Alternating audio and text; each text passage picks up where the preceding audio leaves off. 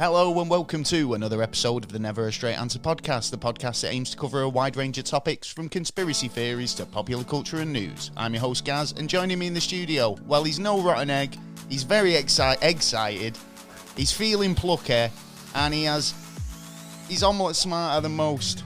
Oh yeah. Oh, the puns are coming fast. Welcome to the show. He's my co-host, Mr. Taylor. Yeah, good evening, welcome one and all. Welcome indeed. Yes. Oh, yes. Another fantastic week coming up. Oh, it's been a great week.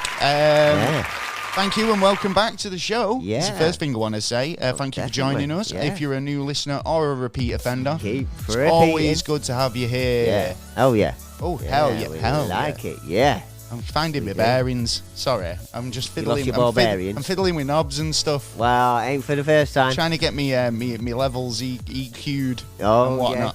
yeah. Well, up. I'm pretty sure we have got a fantastic show lined up. Yeah, It's always. an extraordinary show. Oh. And it'll have you cracking up, I'm sure. Oh. I think that the egg puns are going to be coming pretty Yeah. fast and furious through this episode, because this week we're so. talking. Egg delicious.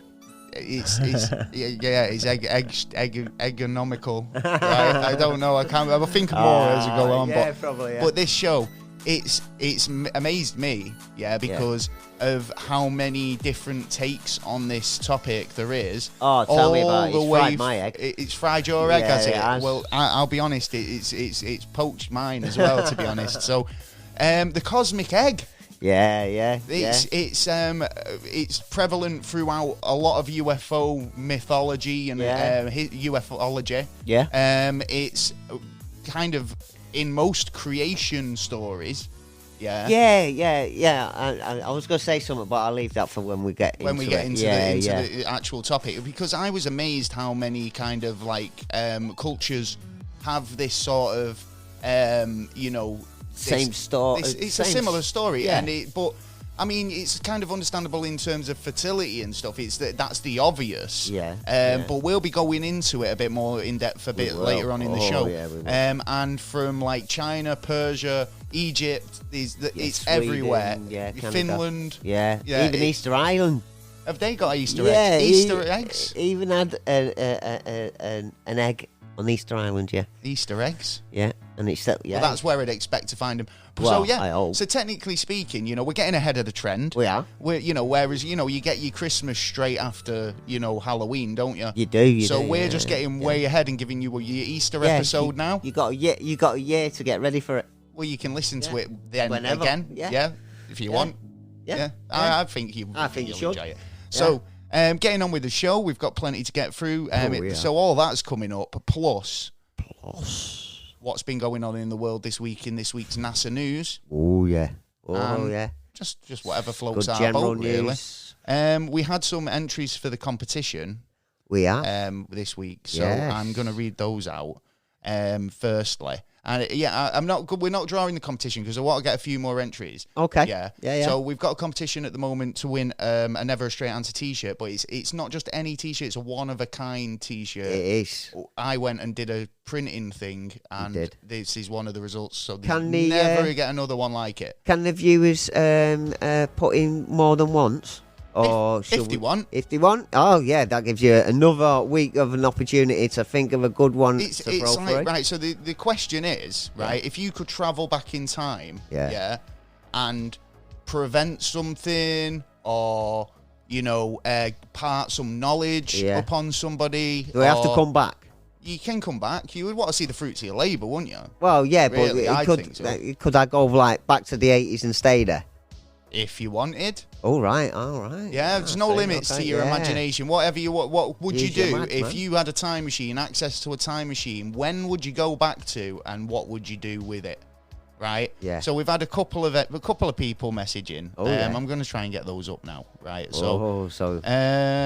One thing was go back to the dinosaurs. And warn them about the asteroid. I just don't think they'd have the kind of comprehension to do anything with that information. Yeah, your food, that's all they see you as. What am I supposed to do with that? Or a threat. It's like, shit, want me to fucking build some... I've got platypus feet. Oh, I don't even know what dinosaurs' feet would have be we got a described genie as. there as like well? elephants' feet. Have we got a genie there as well? Because you're gonna how are you gonna telepathically, tell him all at the same time and then come back, or are you gonna go every individual one and just try and work out how to pass the information on? And well, it's eating and going, what are you doing? Yeah, You know what I mean, you'd be busying around like a little fly for like 10 months to try and give it the info, and it's not having none of it. Well, that was sent in by the guys over at Geek Exploration podcast. So check them out as well. They actually sent in another one. Oh, right. And said they would just basically take out M. Night Shyamalan right after the Sixth Sense movie, and then everybody he'd save us all from a few screw up movies after that. I think Sixth Sense was good one. his best film. Yeah. Everything after that was a bit shit. Yeah. It would have been like a great film to end on. Yeah, so I agree with that. So that's a really good. That could be a winner there. You never know. We had one basically put the M back in MTV. Is that still going? Well, MTV's still going, but it's basically like just like a reality show channel now, isn't it? Yeah. Well, I thought it died like years ago. But they don't play music videos on it. Don't they? No, not anymore. And that's what he was there for originally. That's it, music television. And I mean, putting the M back in music television in MTV. No, I totally agree with you. That's a really worthy cause, I think. Yeah. Okay, I'll go with that. Yeah. Right, well, that's a nice if you've got any answers, or if you want to answer the question, or you want to get involved and win a prize, you can get in touch by sending us an email at neverstraightanswer@gmail.com, getting in touch on social media, on Twitter or Instagram. Slide into our DMs. It's all nice. Slide right in there. It's dead warm in our DMs. Oh yes. Socks and shoes are welcome. It's like a feather duvet. Oh, comfort. Just get in. Comfort. Right, anyway, right. What have you been up to this week, Mr. Taylor? Me working my butt off. Working? Yeah. For primary events and like. I heard you were talking to a vicar about Jesus and life and whatnot. Oh, I've done that a number of times. Yeah. Oh, yeah. No, I've just always been this questioned. No, you told me. You were telling me. He goes, "Oh yeah." So I was talking to this priest guy, and No, that was one of me co-workers, and we were having a really to good. Come and subscribe to our podcast for some reason. He's very religious, and I was putting across I'm not religious. I believe in certain things, and where it comes across in the Bible and how he's putting it across on the Bible. Do you know what I believe? I believe in a thing called love. Just listen to the rhythm of your heart. Well, a part of what he was saying is you don't have to read all of it, and that just it's a kind of guidance. It is. That's exactly what it is. That's what I've always said. Yeah, if you've got a problem, open it up and everything. Take notes, and kind of like all your major sins are pretty kind of throughout all of them. Just take your best I think bits. we all know the major sins around the world. Yeah, that's what I'm saying. I mean? So it's like you can kind of get the good bits from all of them. I wouldn't say religion's a bad thing. It's just people take too much stock in the overall and forget the message. So. Yeah, and like I was saying to him, it's that book is not fully developed. You're missing certain parts of it. You know what I mean? And like that. Well, it's funny actually because we will be going in. We've got an episode coming up about Enoch. Enoch, yes. Yeah, and the book of Enoch and how it was actually. Found it was remiss from the Bible because it was deliberately seen as too controversial. Yeah. It joins with everything the 40 days, 40 nights flooding. That's Enoch's a big part Noah's of it. dad, isn't it? So Yeah. So what else have you been up to other than Enoch? You weren't even doing Enoch. No, do you know what I mean? Yeah. Oh, I was watching. This is how you've just witnessed how easy we can go off track here at the show. Oh yeah, it's so easy. And if you ever hear me going, moving on. Yeah, that's us trying to reel us back in. So anyway, that's just the behind the scenes knowledge there. Yeah, just a little peek. I was watching a documentary the other night about infinity. Yes, and there's more than one infinity, bigger. infinities. When you were stuff. explaining this to me, I was kind of thinking about how you're right. Is in time is an infinite concept, but time and space is an infinite concept, but they're not the two in the same thing, are they? No. Yeah. So it's like I can say that in terms of dimensional thinking. Yeah. And conceptual, how you think of what is it, what that's infinite, it's space or time or anything like that. I suppose it all comes down to the question of whatever number Bearing in you mind, come I up can with. only think of two. Oh, numbers, numerals, numerical systems can be infinite as well. Patterns. Yeah. And we generally say infinity for the numbers, but there's actually one for calculus. There's one for near enough everything you do. There is a new kind of concept to it. Well, I think that just comes down to basically vibration measuring. Because I think everything. Because this is it. It all does come back down to vibrations and numbers. But without it, we wouldn't have electric. We wouldn't have calculated that we've got multiverses. We wouldn't calculate that we actually exist in this universe. There you go, kids. Somewhere else. You think you won't use math after you've left school? Yeah, there you go. Think of everything that we've accomplished with it. Well, everything you do is maths, in it, at the end of the day, and it's the case of there was something that come up about. You actually asked the question before about, was it the written word or the numbers that come first? Yeah, what came? It's a chicken. It's a chicken and the egg situation. It's a chicken and the egg right. situation. Well, in this chicken and egg situation, you're thinking about is if you're telling me that math came before numbers language, come before right? language. And how can you have a number system if you haven't got a kind of a vocal system of expressing your number system? Yeah. You know what I mean? Yeah. So it kind of makes sense that they both came around at the one time where they had two beans and he went, well, well, yeah, well, you know what I mean? But it's knock twice for yes and no, like binary, like you were saying. But binary is math again. Yeah, so, 1 0, and that's it. Yeah. Knock once for yes, knock twice for no. Yeah. So if you get down to it, it's all down to math, isn't it? Really? Yeah. I wish I concentrated more on maths now. To be honest, when it was this is the thing, you see, because what did they turn around and say? Every math teacher in the history of education has always said, "Oh, you won't have a calculator in your pocket when you're grown up." Yeah. So you can't. You've got to work it out in your head because you won't have a calculator in your pocket. Well, I think you find I do have a calculator in the pocket. I have the written word there as well, so I don't have to. I don't even have write to it down. kind of learn really how to spell something. Yeah, I don't have to do fuck all. The phone does it for me. Yeah, shit. That's it. Send a message, bang. So lazy. I don't have to sit there, think about it, write out the message, make sure it's nice and neat, and then send it off. The human condition of being lazy bones. Yeah, we should go back to the old times, man. Wait until the electric gets turned off, then we're all fucked.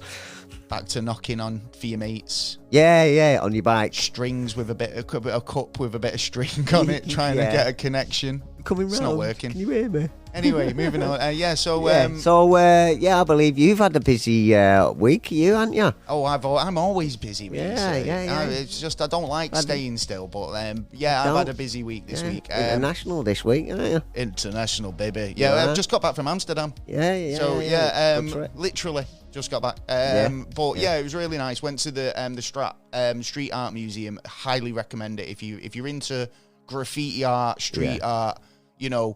It's such a great museum. That's the place to go. Even when you approach the building, there's so much kind of graffiti and street art just around the premises. So even if you don't want to pay to get into the museum, there's still loads to see. What is it like railway tracks? How you'd see it? It's kind of like, well, so these representations of that, and it goes back to the history of, Oh, right. So it goes through the history of.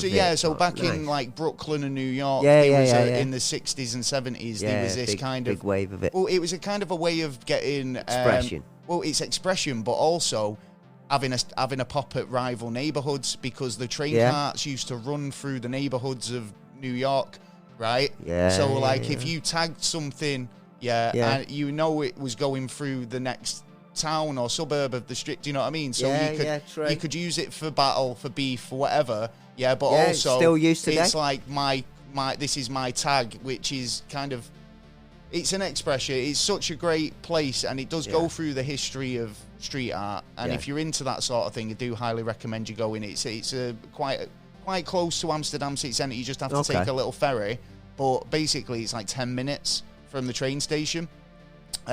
Cheap? How much? I think it's like €17. Oh, that's pretty. Like that's that. all right to go in and have a little look look less than round. €20 for, and it's a good day out if you're over there. Yeah. Let's face it. I mean, most people go over and have we, a smoke. We know what most people go have over a smoke for, and that, and it's like they go, "Oh, check out the museum," and then you come back and go, "Did you check out the museum?" And they go, "No, forgot."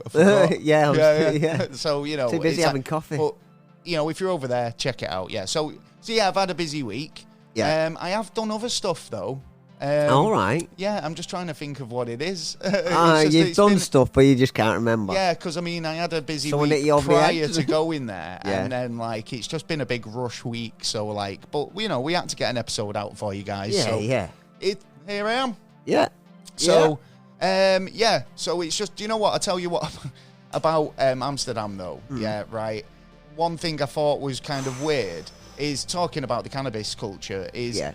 So the legality of it, and I thought you're interested in this because you like your law and stuff. So it's not actually legal to smoke weed in Amsterdam. Most people think it is because it's, Yeah, because I thought it was within the city centre. I mean, you'd think, it's Amsterdam, that's where you go to smoke weed, right? But it's actually illegal, to carry anything over. So it's tolerated, but it's kind of in a grey area. And if you've got kind of like up to 5 grams in your pocket, it's legal. Right. So, they're not going to stop you or take it off you. Yeah. It's actually even okay to have like up to 5 plants, I think, in your house, but you're not allowed any lights. Right. So it kind of does beg the question, because I was thinking this while I was over there: how did they get the weed to the shop if they're only allowed to carry 5 grams? And how do they grow the weed if they've not allowed lights? Obviously illegal. Yeah. So there is obviously grey areas in the law over there. So it's interesting when you get talking to people about it all and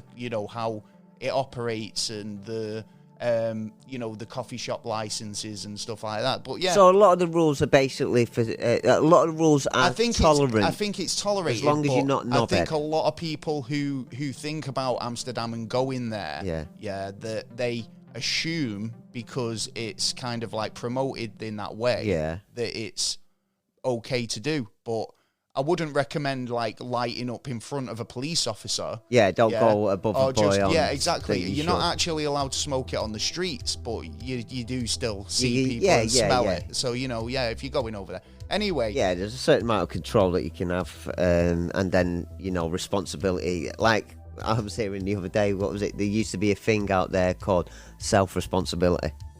I think that still exists, really.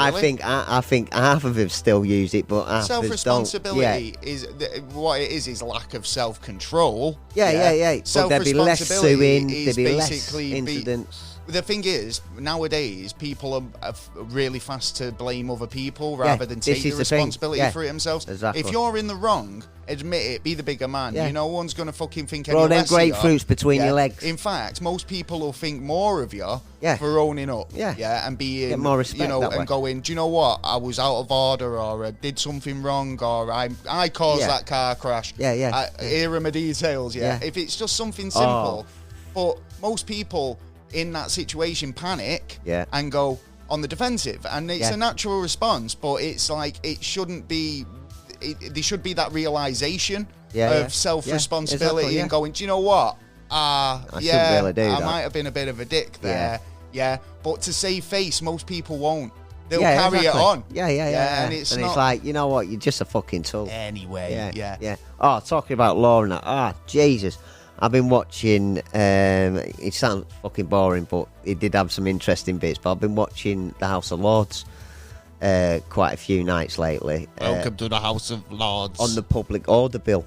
And there was a section 14 for, like in an area you can stop people and search them and stuff like that.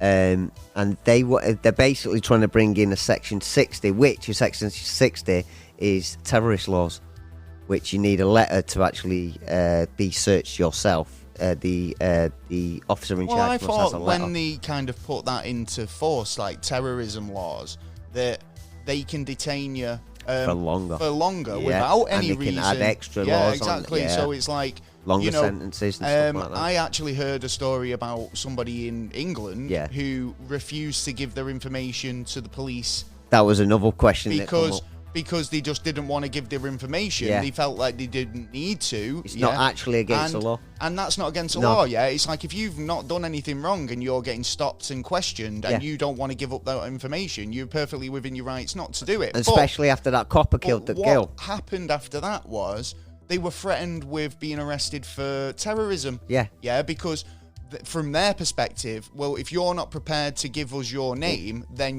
we have to class you as a suspicious suspect. Yeah. Therefore, we have the right to arrest you on suspicion of terrorism. Yeah. But that, to me, that's just a twist in the fucking tail. There's a way that they can.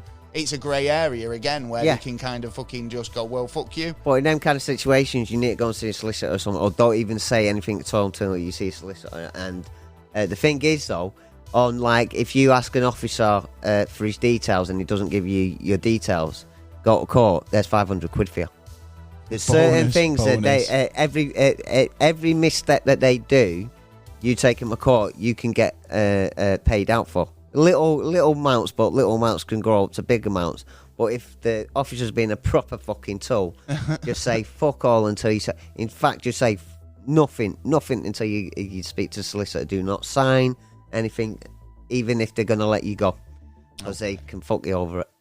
But just be responsible, and then you won't have to deal with it, will you? Really? So this week is brought to you by the phrase self-responsibility. Yes, hell yes. I think we need more of it. I think them at the top and the rich people need to do a lot more of it and have a lot more compassion in that. All right, you egghead. Yeah. Well, stop being a yoker. Yeah. Hey, right. Well, next. moving on with the show. Not that it wasn't important. Self-responsibility is important. Yeah. Right. Yes. We advocate it. Right. So, because do you know what? Yeah. Consequences. Do you know what? I feel like someone's dad. I feel like someone's dad. I feel like, do I want to fucking ground you? Yeah. Unless you're an MP, there's on Rich, there's consequences of your actions. So. Yeah. Right. Well, like I say, this is an extraordinary time of the year. It's not Easter, it's almost Christmas. But we're going to be talking eggs. We are. Christmas eggs. I mean... the biggest egg you've ever seen. Cosmic eggs. Chaos eggs. Oh, yeah. Oh. See, chaos is... and a little magic. You see, I love a bit of chaos, right? Yeah. Say, Amsterdam was chaotic. Yeah, right? yeah. The chaos over there, it's like, wow. It's like in a chaotic environment, you can go under. Yeah, right? Oh, yeah. Yeah, when you can't... easy. too much going on, right? Yeah. And... this is what they're saying in these creation tales where there's a, the Big Bang. Yeah. Right? So, what would you think was before the Big Bang? Well, I've been looking into it actually for a while. Oh, no. What you've been looking into? What's your personal idea? What do you think? I kind of think science is getting it kind of right on that. In beforehand, there was like two different kinds of energies, like and one small part has joined in, and it's actually created something. So there was energy based. There was maybe like something that was kind of inert, like something that was like like a positive and a negative, and the negative hit the positive, but small amount, and it's created. You see, something. I like the idea of like a consciousness, right? Yeah. That was, if the universe... Well, within the universe. Within the universe. I'm kind of like a brain. You see, I like the idea, because I've seen this concept a few times in different sort of mediums, right? Yeah. And the idea that if a consciousness existed, then it'd be alone in space and emptiness, so it'd create the universe around it to be kind of, and in a lot of ways it is kind of like a bit of a selfish thing, because it's like it kind of comes back, if there is a consciousness, if it's God, if it's anything with a higher power that was just lonely and wanted to create things so it was loved, it's kind of like not really creating for creation's sake. It's creating for selfish reasons. Yeah, Do you know what I mean? Yeah. Whereas the egg theory is that it was kind of this a literal cosmic egg that's existed out in space. Where's the shell? That's what I want to know. We'll go into it because I mean, there's so much that I'm not 100% on. I mean, and it's like again, there's so many different elements of different customs and cultures who see it. So I mean, the egg's been linked to creation in the world in many mythological ways. The notion of a cosmic egg has been found across various cultures and geographical locations, forming part of creation stories from a diverse range of cultures. Yeah, so, there's a lot of cultures. There's been going back to the Babylonians, Polynesians, Indians, and Egyptians, right? So across many of these creation myths, the egg or motif. The egg motif forms a critical part of it, right? So they say, like, you know, it was born into chaos, born into darkness, and this creates, like, you know, a form of an egg, and then that goes on to create the universe, right? With the motif. I've heard a kind of it's sort of like a teardrop, as in we're in the middle as like things are going past us, but we will eventually go back into the egg. That was one theory, that was written down in the 1920s, I believe.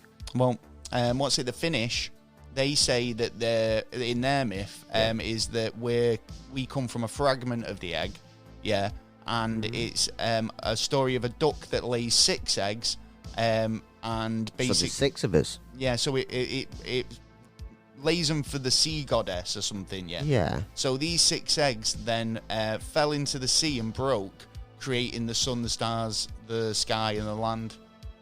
All right, and I've heard one where, but that's only local to us, I suppose. Well, yeah. Do you know what I mean? That kind of feels like it's more of a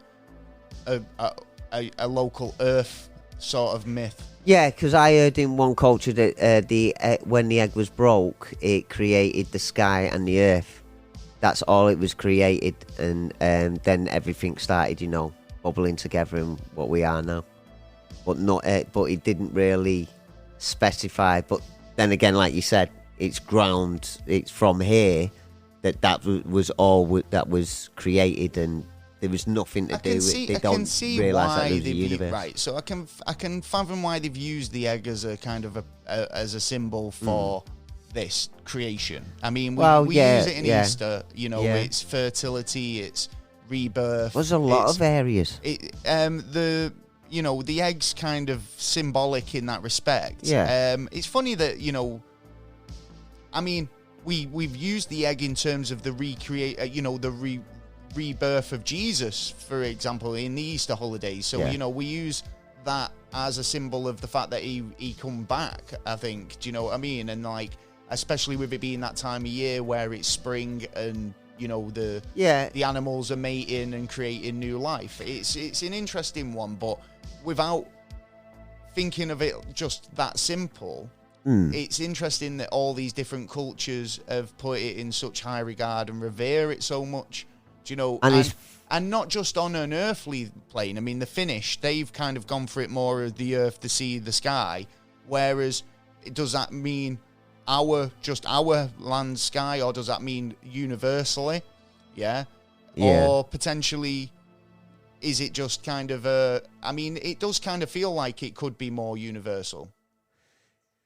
Well, I kind of think like most bodies on a person now has got at least 2.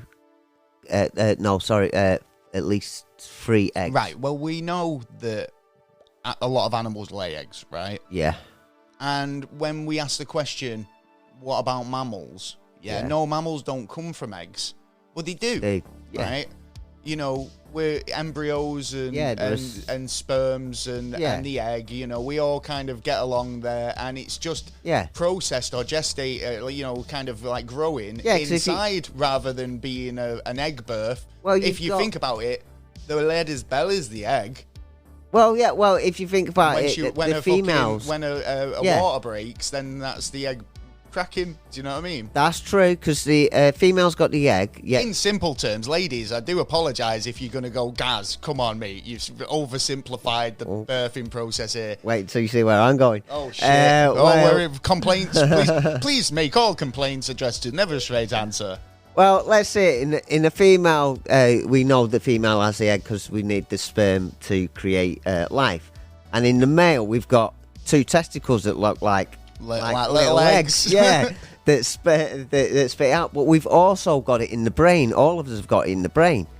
In the hippocampus, I think it's called, the centre of the brain. It looks like 2 eggs in the same. And that's the busy messaging service that sends, right, you got to go and do this. Your body does this, and this. But everyone's got that. It's the eye of from Egypt. Horus. Yeah, the eye of Horus. Yeah, you know what I mean. That's connected to it. And then if you notice, if you actually have a look, it looks like a little egg at the bottom of when it comes down, when it folds down. It looks like there's a little egg there as well. So within a human body, we have got a number of egg representations. Yeah. All right. Fair enough. Yeah. I mean, going back to kind of like other cultures, the myth about the eggs also found in like Hinduism and the Hindu myths and tales. According to Hindu myths, one collection of Sanskrit texts compares to an egg of creation as the eggshell seems to be symbolic for heaven. Yeah. And the yolk, earth.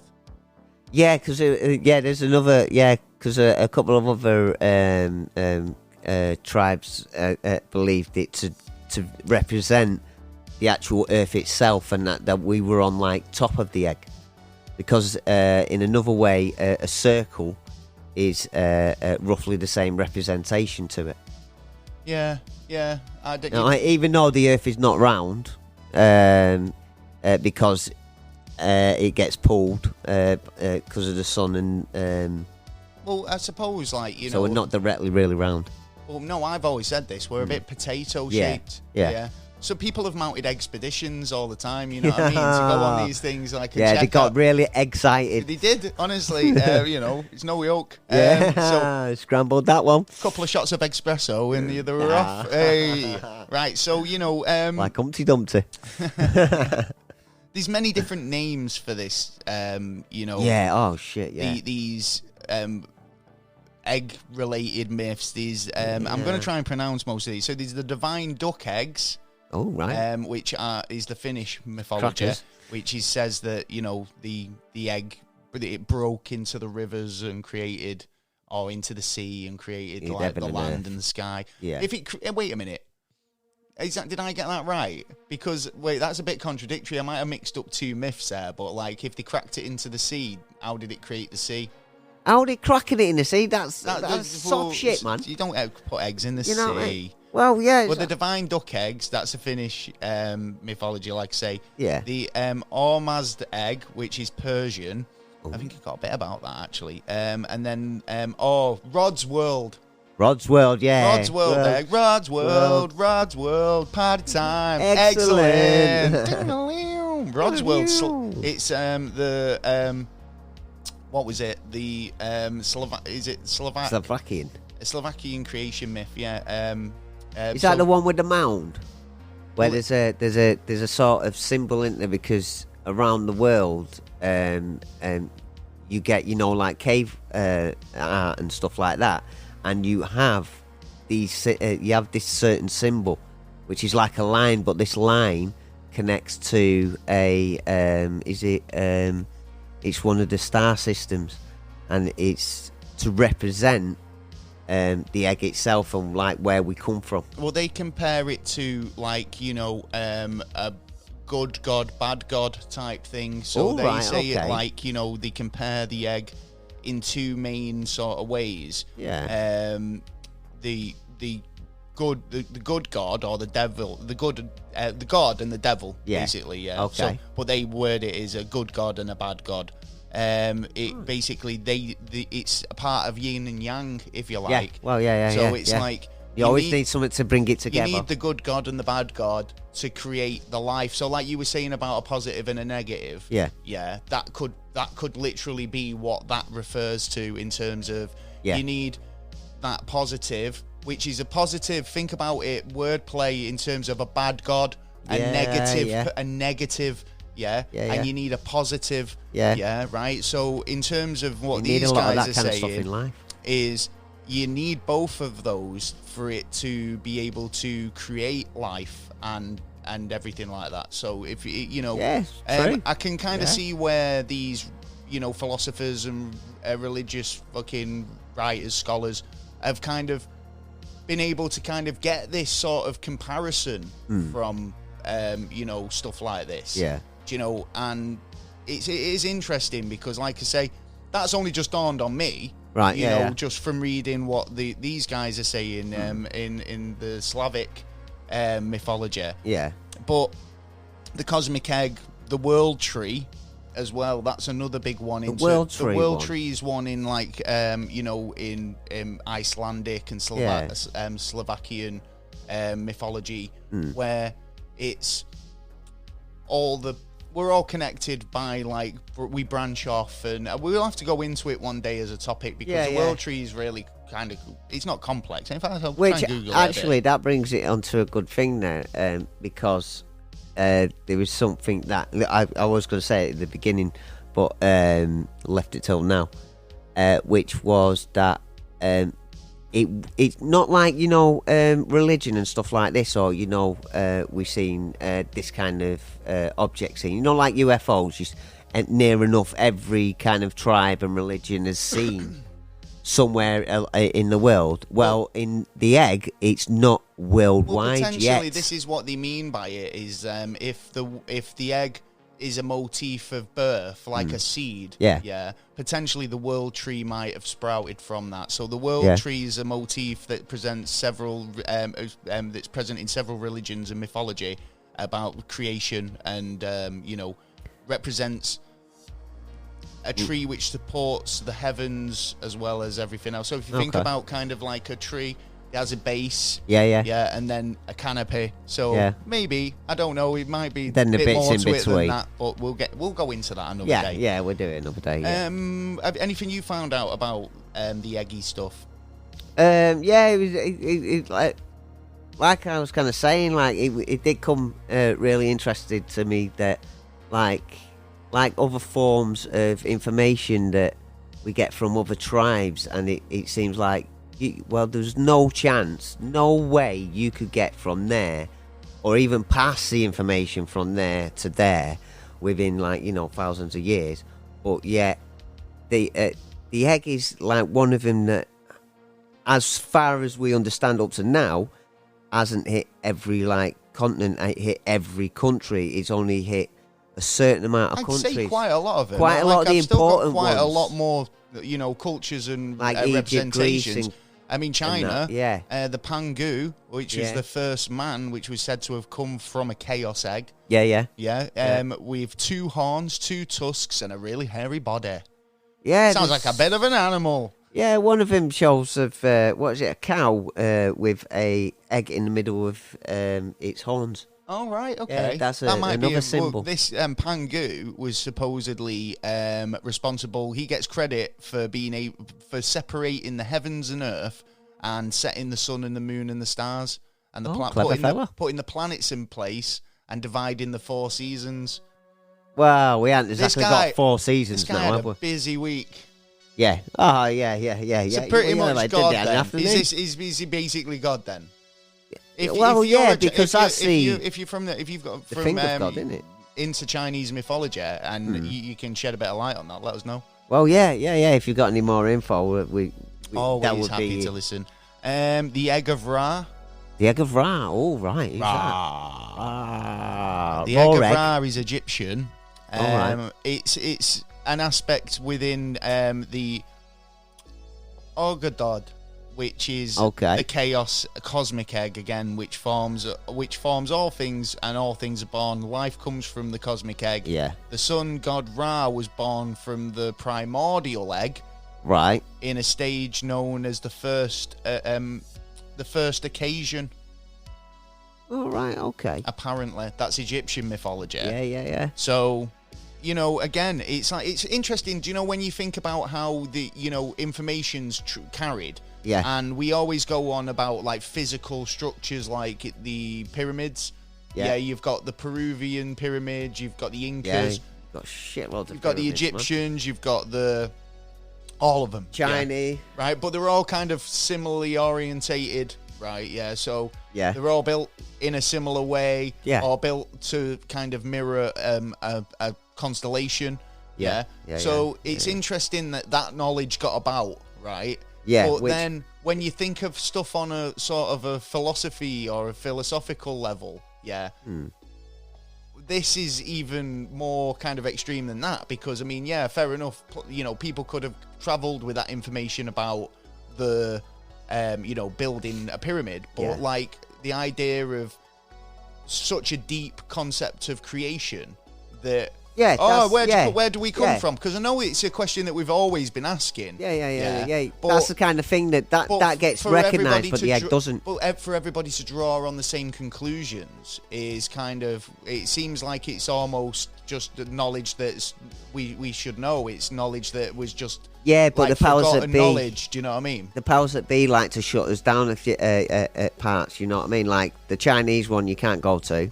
There's loads of them around the world where you can't go to them because they've been banned. That no one's allowed to inspect, dig under or whatever. We know there's something under there, but it's not because they know what it originally there for.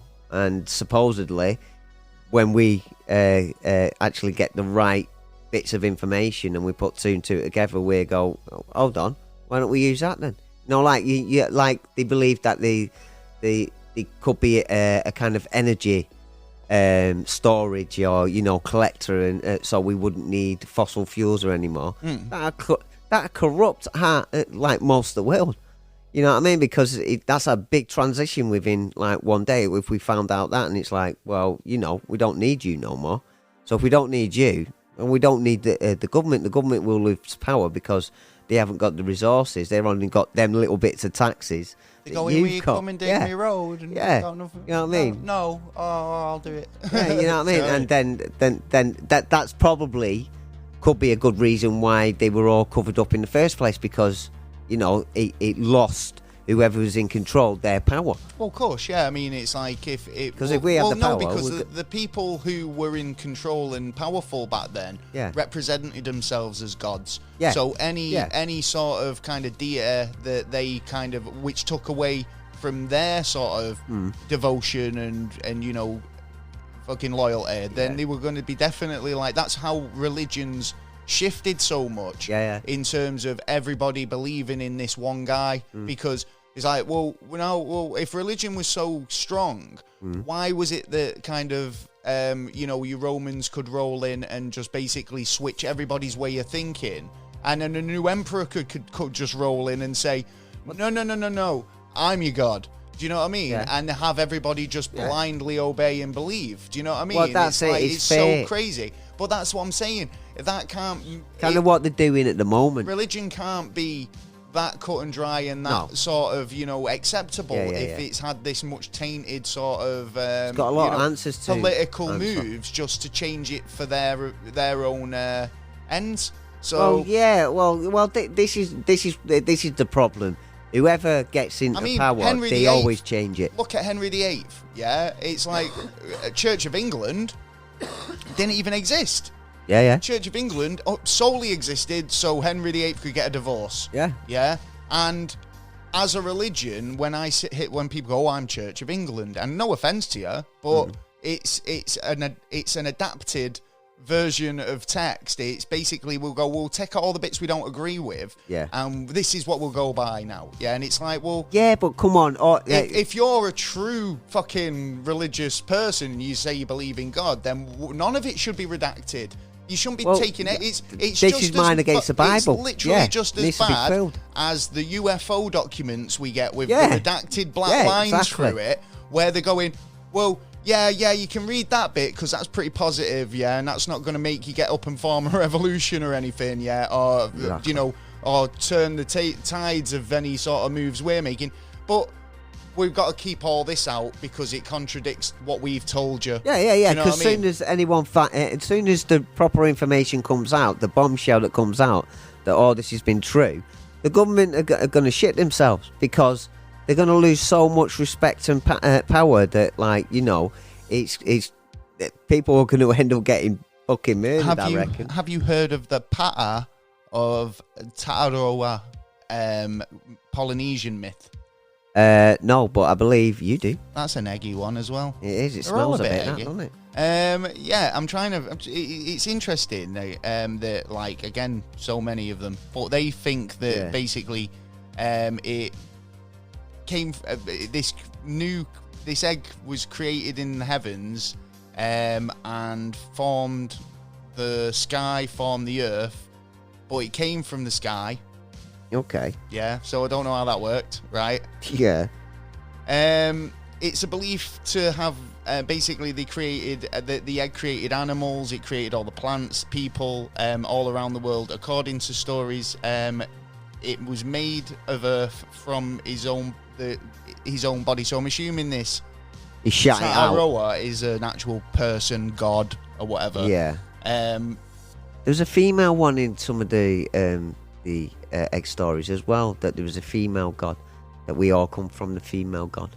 Well, he built a god house, which was a structure that became the model for all temples. Oh, right, okay. In the country, which is quite interesting, and that's in Polynesia. Oh, right, okay. So if you look at the temples in Polynesia, that's apparently they're based on the first god house. Sorry, I'm really bad at pronunciation, so that's why I kind of get a bit kind of like, I'm not sure if I'm going to say this or not. Yeah. Tataro. Patataro. No, Tatara. Patatara. Pata of Taro. Yeah. So anyway, moving something on. Like that. So the Orpic egg. Okay. This is one that if you do Google the chaos egg or any of these eggs, it's a symbol that'll come up quite a lot, and it's the egg. It's the Greek, exactly. Right. Oh, so sweet. this is the egg with the snake wrapped around it. Yes. And again, you could argue, going back to the positive and negative, light and dark, being you need both to be able to create life. Yeah. You've got the serpent, which is the evil sort of representation in the Garden of Eden. You've got the fresh, tempting, egg. And then you've got this, a new life. Yeah.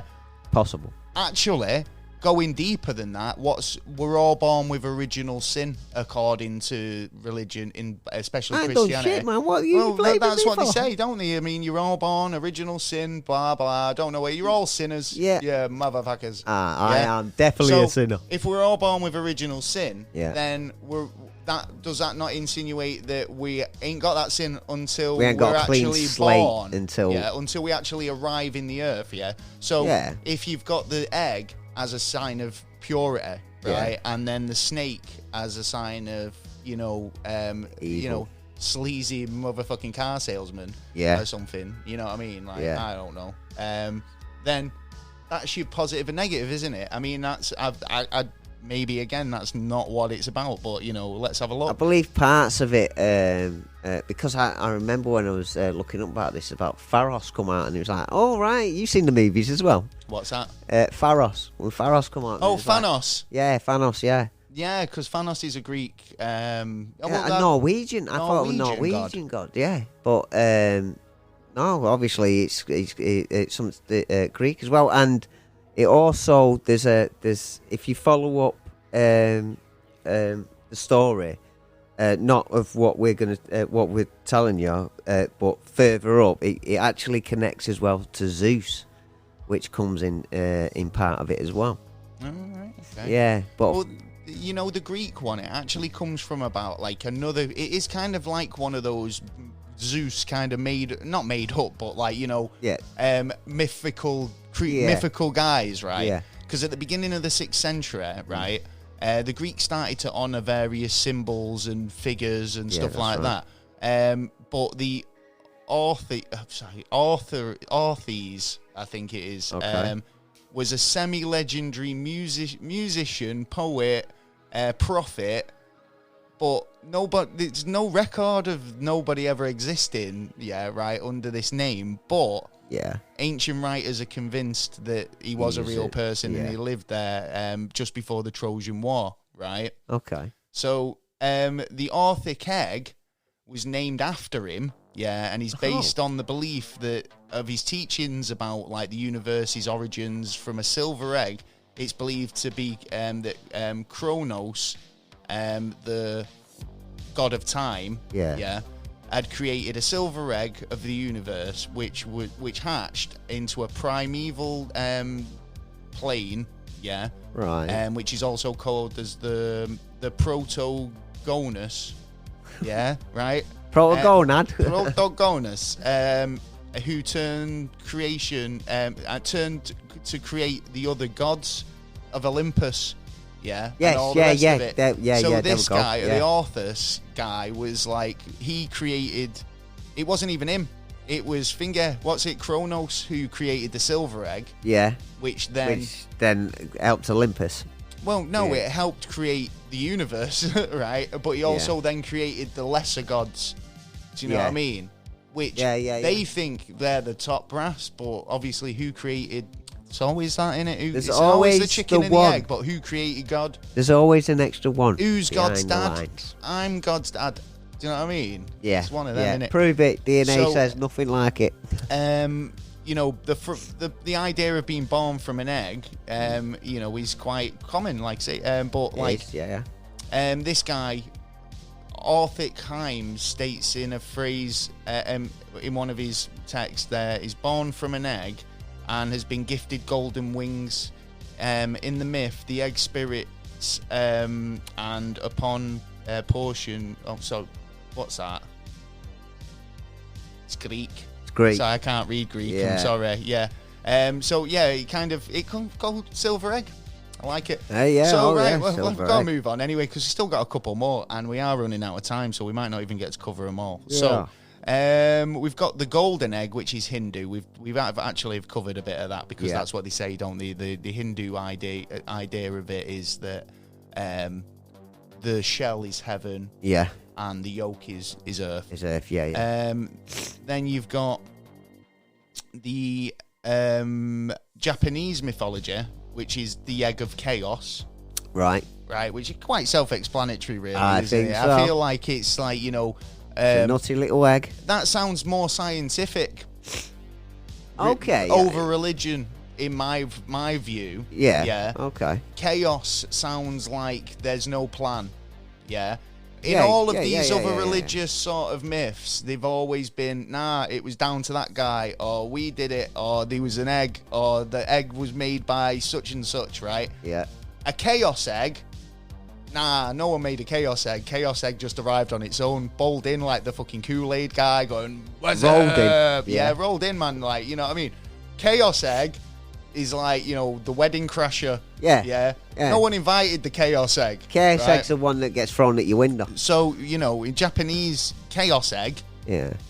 That sounds interesting, doesn't it? Let's try and find out what we can find out about that.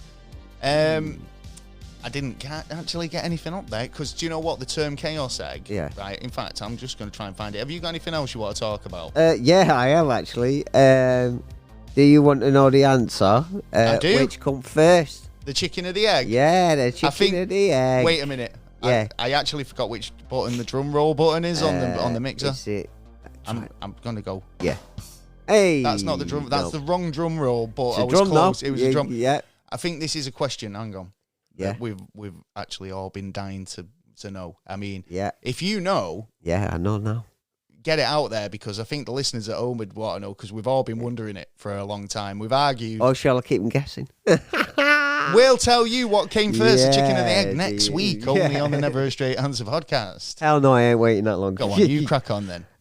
Right, well, it turns out that eggs have been around for 340 million years, and the first chicken was around 58,000 years. So, It's obviously the egg. So were you telling me there was an egg hanging around for like 1,000 years, yeah. not doing anything? Well, if you it think, didn't hatch or anything. Well, if you think about it, it's only what's happened is this egg's been made by, I don't know, it's 2 different species of animals possibly, and then created this other species. So it's just made a brand new species. But then you got to ask the question: it must happen a number of times, and the egg, it mustn't be just one egg, because how are you going to procreate later on? No, but the question is, who birthed the egg? Who squoze the egg out? We don't know. That's what I'm saying. Yeah. There must have been something. Chaos egg, man. Chaos egg. Yeah. That makes sense. Yeah, I'm down with that. That does make sense. Because it works out exactly the same for like snakes and stuff like that. So the Japanese one, just before we go, is the same as the Chinese one in that respect. Right. Yeah, okay. so like, Pangu. A lot of dragons in the Chinese one as well. There is, isn't he? You've got also the Bantu mythology, which is the Earth Sky egg. Okay. So yeah, there's plenty of them. Oh yeah, plenty of eggs. Fucking loads. So these. Fantastic. Don't get carried away. Come on. What would you say is a valid sort of explanation of this then? Well, I think we should carry on digging. I mean, I reckon there's going to be a lot of information in certain archives anyway that have just been put away that they don't want us to know our past history because I don't know. There's something either's been like they'd say, like the winners always write their history.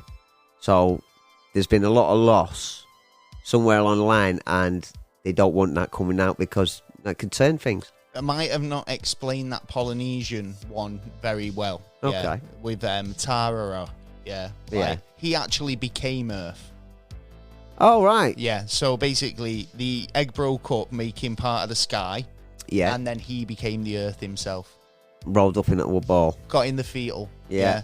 Yeah. So I'm just thinking if there's any more. Africa. I mean, when volcanoes happen, it's infighting. The Dogon myth says that in the beginning, a world egg divided into 2 birth sacs containing a set of twins fathered by a creator god. The maternal egg, some say it was that Amma was a cosmic egg and fertilized himself. And that's the African one. Okay. So, yeah. Well, that's a good thing, actually, thinking about. Could you rebirth yourself? Well, nature will always find a way. Well, yeah, nature finds a way to survive. If we only learnt that from Jurassic Park. Well, yeah, then fingers and toes had to be taken off first. Before they went, oh, actually, we might have made a little mistake here. Yeah, you fucking did. I think this is one of those myths that actually hold some weight in terms of like. But there's some evidence around something. No, it's more the reasoning behind it for me. Yeah, it's like. But then isn't that a part of like the religious text? It's just another way of throwing that religious text. Well, no, because at the end of the day, right, we're looking at something that no one really can explain because nobody knows, right? But for primitive. Civilizations to all come up with the same sort of theories, all come up with the same sort of concepts about. Yeah, and a lot of things. It's one of those where if you think about it and how life evolves on Earth and rebirth and birth and everything, then it must. And you talk about it a lot. The microverse, the microcosm, and it's like we've got the quantum realm which is so minute to us that we can't comprehend it, but it doesn't say that doesn't exist. Yeah. It's just all around you. The way we see life is like, we repopulate by, procreation.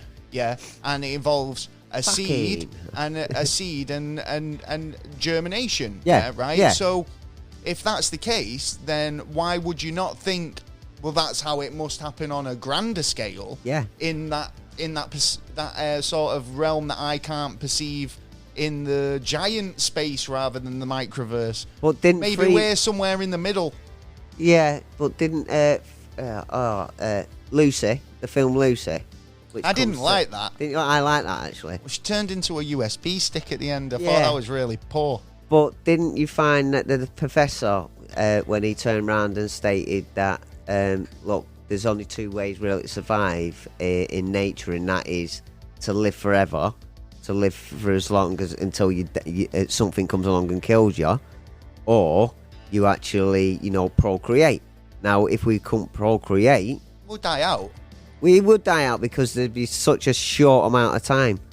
But in other kinds of nature, like the cosmic egg, could it be that is a being that lived forever, but like it has to change, like a skeleton? Funny actually, because I know we've we've got a story coming up in the news that actually kind of links well with what you've just talked about. Yeah. And if you'd want to know what it is, you have to stick around for the news. You will. Yeah. Because that was actually really quite interesting. And to be honest, what you've just said, we'll get back to it in the news. We will do So- that. Yeah. Okay. Yeah. I think we're done talking about eggs.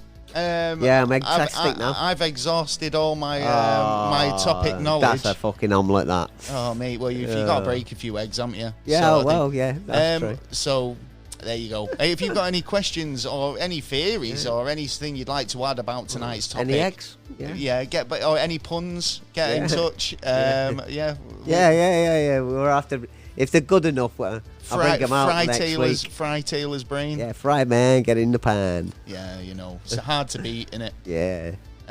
Well, anyway, so I think, like, if you want to get in touch, get in touch. If you want to enter the competition, make sure you send it. If you wanted to, where would you time travel? Yeah. And why? Yeah. And otherwise, if you've been affected by anything we've talked about in tonight's show, then we don't give a shit. No. Anyway. No, it's all our opinion.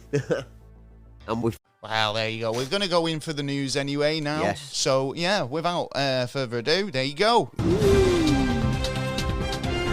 It's the news. This is the news at 10.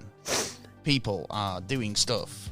No, we're more professional than that. We don't. We read the news in our pants. We do. We're not like these newsreaders you see on TV. Yeah, sat there in the duds. Yeah, sitting with the speedos on. Yeah, we know what they're up to. Yeah, fucking playing fucking with the phones under the desk. Yeah. Yeah. So news. What have you got for me?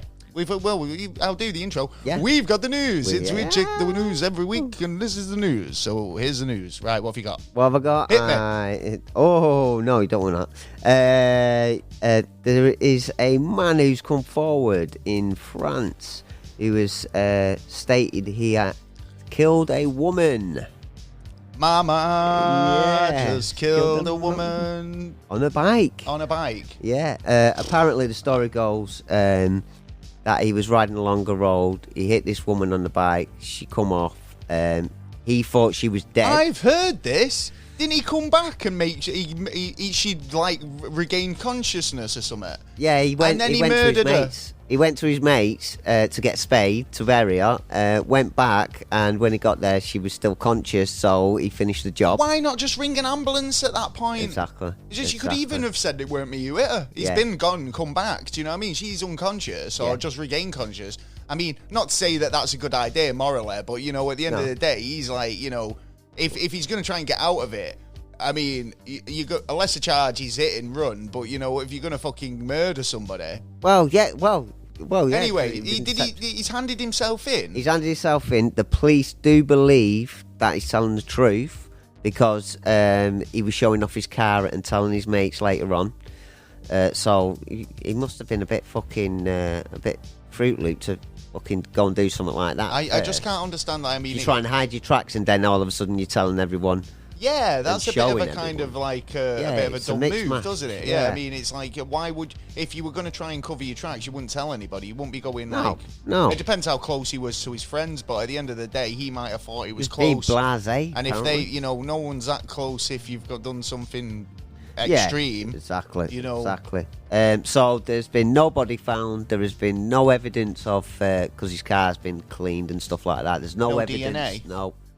No evidence of it actually happening. But the police do believe that it did happen. There's no missing people.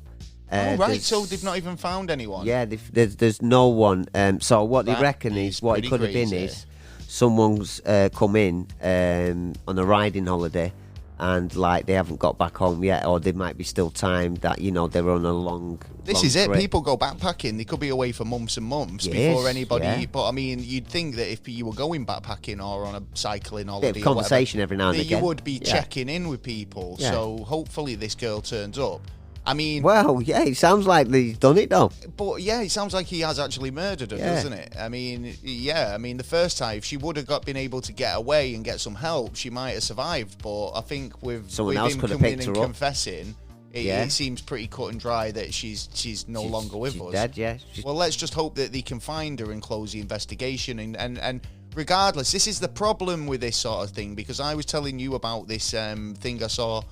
Check it out. It's called Doorbell News. Yeah, Right, yeah. yeah. It's on YouTube, and it's basically Ring doorbell clips of suspicious activity, and they kind of present it in a kind of bit like a comedy way, but also informative. Yeah. Sort of. So it's kind of be aware, be kind of on your toes with these sort of porch pirates and people trying to come on your property. Knobs So- are around you. There was one incident where this guy's come up to the house, he's got a knife, and he's being really weird at the doorbell. He's ringing the doorbell to the point where this woman's like, do you want to get off my property? I've called the police.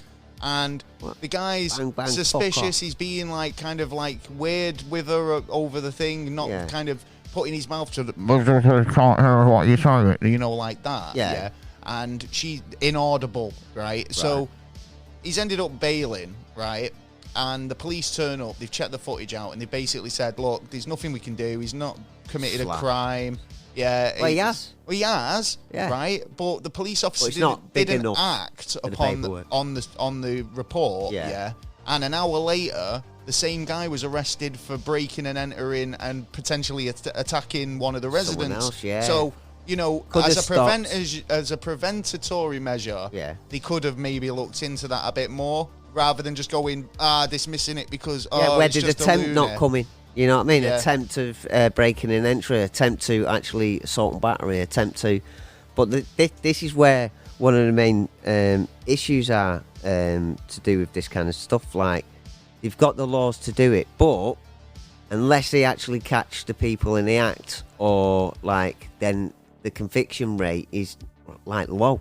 You know what I mean? Because they can't it's do their zero job. because they're not going out and finding them. They're saying there's no crime caused here, but they're not. It's crime prevention is the key. Yeah. I mean, if you can prevent crime, because but they're looking at his cameras are there to I crime understand prevent. that it's 6 of one and half a dozen of the other. When you're in this situation where you've got right, well, my fucking liberties and rights are being taken away because you're now pulling me over because you think I'm being suspicious as a preventatory measure, right? And people will moan about that, but in this instance where that preventatory measure would have actually helped, and caught him earlier. It's choosing your battles. We're not saying pull everyone over, but it's kind of like using your discretion as a police officer, but in a fucking very sensible way, thinking about what you're doing before you pull somebody over, and not just kind of, tarring somebody willy-nilly. Because they kind of match a description. Well, because this comes into another effect of naming people as well. Naming people in papers or, through courts, even though they have not been found guilty of anything. There's a law about that now. I think Cliff Richard actually got that enforced. It's Cliff's law. It's, Cliff's law, where they basically... Cliff Richard had his house surrounded by helicopters for allegations, but before... news was on there before. The news was there. The film crews were there before police had even fucking picked up before the he woke file. up. Yeah. And it was a case of that his name's being tarnished about allegations. Suspected allegations. Yeah. So whether he's brought in and questioned and then they found him innocent, guilty, or whatever. If he's found guilty, then the press are all over him. But if he's innocent, the press have got no story apart from he was brought in for questioning about something, and now he's been released innocently. And now they have to pay a lot of money as well. So I think he took the media to court over this, and now the law's been changed that you cannot you cannot print someone's name in the paper over allegations if they've not been justified or charged. No one's been charged with anything. This basically. is the thing, though. But even though if you have been charged with something, it doesn't mean you've done it. It just means they think they have enough evidence to charge you, and yet then it goes into court. And like this year, 5% were winning cases. The rest was thrown out because there wasn't enough evidence, or it was all bullshit at the end of the day. Mostly. But then people who were named, and what they say is named and shamed, which it's named and actually not shamed, walks out innocent. Yet their names have still been thrown out into the society, automatically think... I think in those circumstances you can kind of we've talked about it in the law of defamation of character, whereas it's funny actually, because I'm not sure if we've brought this up on the show before, but like in Japan, and China, there is actually a law that if I kind of ruin your reputation in the US, and I put out a story about you that isn't true, but it kind of puts you in a bad light. I'm suing you. Then you couldn't sue me for defamation, or you could if it stopped you getting work. Say you were fired from your job because of this story that wasn't Wife true. walked out, got kid, no house, living on the street. Then you could sue me for defamation of character. Yeah. Whereas in China and Japan, it's all about honor. Honor. So you can say, you've ruined my company's honor. And sue them even if the allegations are true. So if you turn around and get, you're taken in, you're questioned, you're charged, right? But then you write a piece about me, I can then sue you for defamation, because defamating my honor, even though the allegations are true, and I'm off to jail. Do you know what I mean? It's crazy how the law is different in different parts of the world. Whereas totally. You couldn't, some funny laws in the United Kingdom or the States or anywhere else, you couldn't sue someone for defamation of honor if you're actually guilty of the crime. Do you know what I mean? If you're innocent, by all means. If you've actually done it, no. There's not a chance. Which is pretty much common sense, really, isn't it? Well, yeah, this is it. I found this story. You remember that Simpsons episode with the tobacco?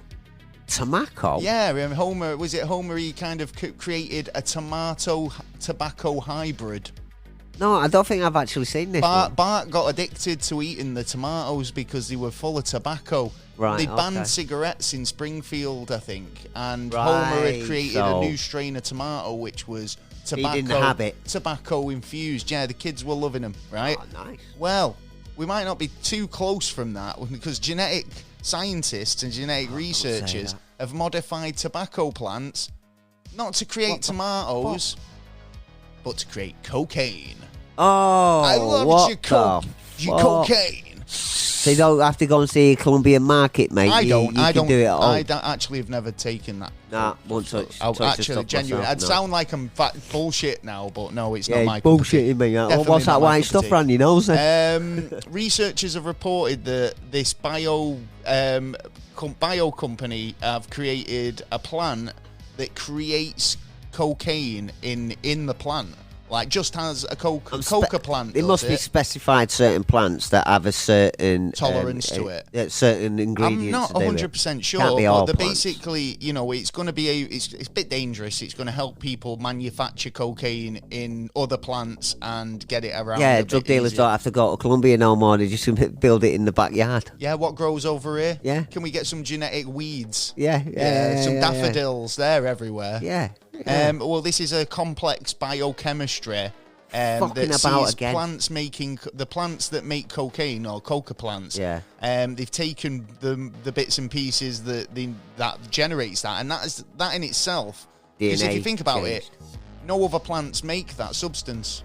Yeah. So that in itself is a complex thing that plant can do, and no other plant can do. Yeah. Well, they've harnessed that and been able to infuse a tobacco plant. So GM basically is GM. Yeah, it's not GM real stuff. Yeah, I mean, it's not natural. I was reading something about something the other day, and it was like a product that was really big in a country, but they don't have any of it, so they basically mass produce it, and it's Cool. it's all synthetic, and it's crazy. You know, Yeah, it happens all over the well, world, though, in I a mean, lot of different fields. They use. I mean, I like the excuse that they use that for GM that where to help them who can't feed themselves and stuff like this. Yet you're fucking around with the environment which you're going to grow in, let's say, African nation. You're going to fuck their environment up later on because it will mess with the soil as well. And then don't forget the birds and stuff like that around the insects. And then they're just going to walk away, and they're just doing it for money, using the natural way. Oh, just going to we created a monster. Yeah, basically, the excuse for this is they've been trying to map how cocaine is made by coca plants for more than a century, both because of its unique structure and its use in medicine. I bet the CIA were the ones who paid to have that experiment checked out. Yeah, because there's a paddy at the CIA. CIA. You know what I mean? They don't have to spend the money or anywhere else now. This is, I mean, I've got another drug-related story here. Yeah. And this is, Drug it again, today. I've just got back from Amsterdam. Innit? Well, yeah, you know what I mean? You're on top there. I'm on my top of my game, right? Well, this is a story that when I first saw this story, right, I thought we've covered this before. Right. Yeah, and I was checking out the dates and all the reports and stuff to see if it was the same story. one. Yeah. And they've just re-reported it. Yeah. But it seems like it might be a bigger problem than we first thought. And I Ooh. mean, I'm not 100% sure if it's actually even in the same place. Yeah.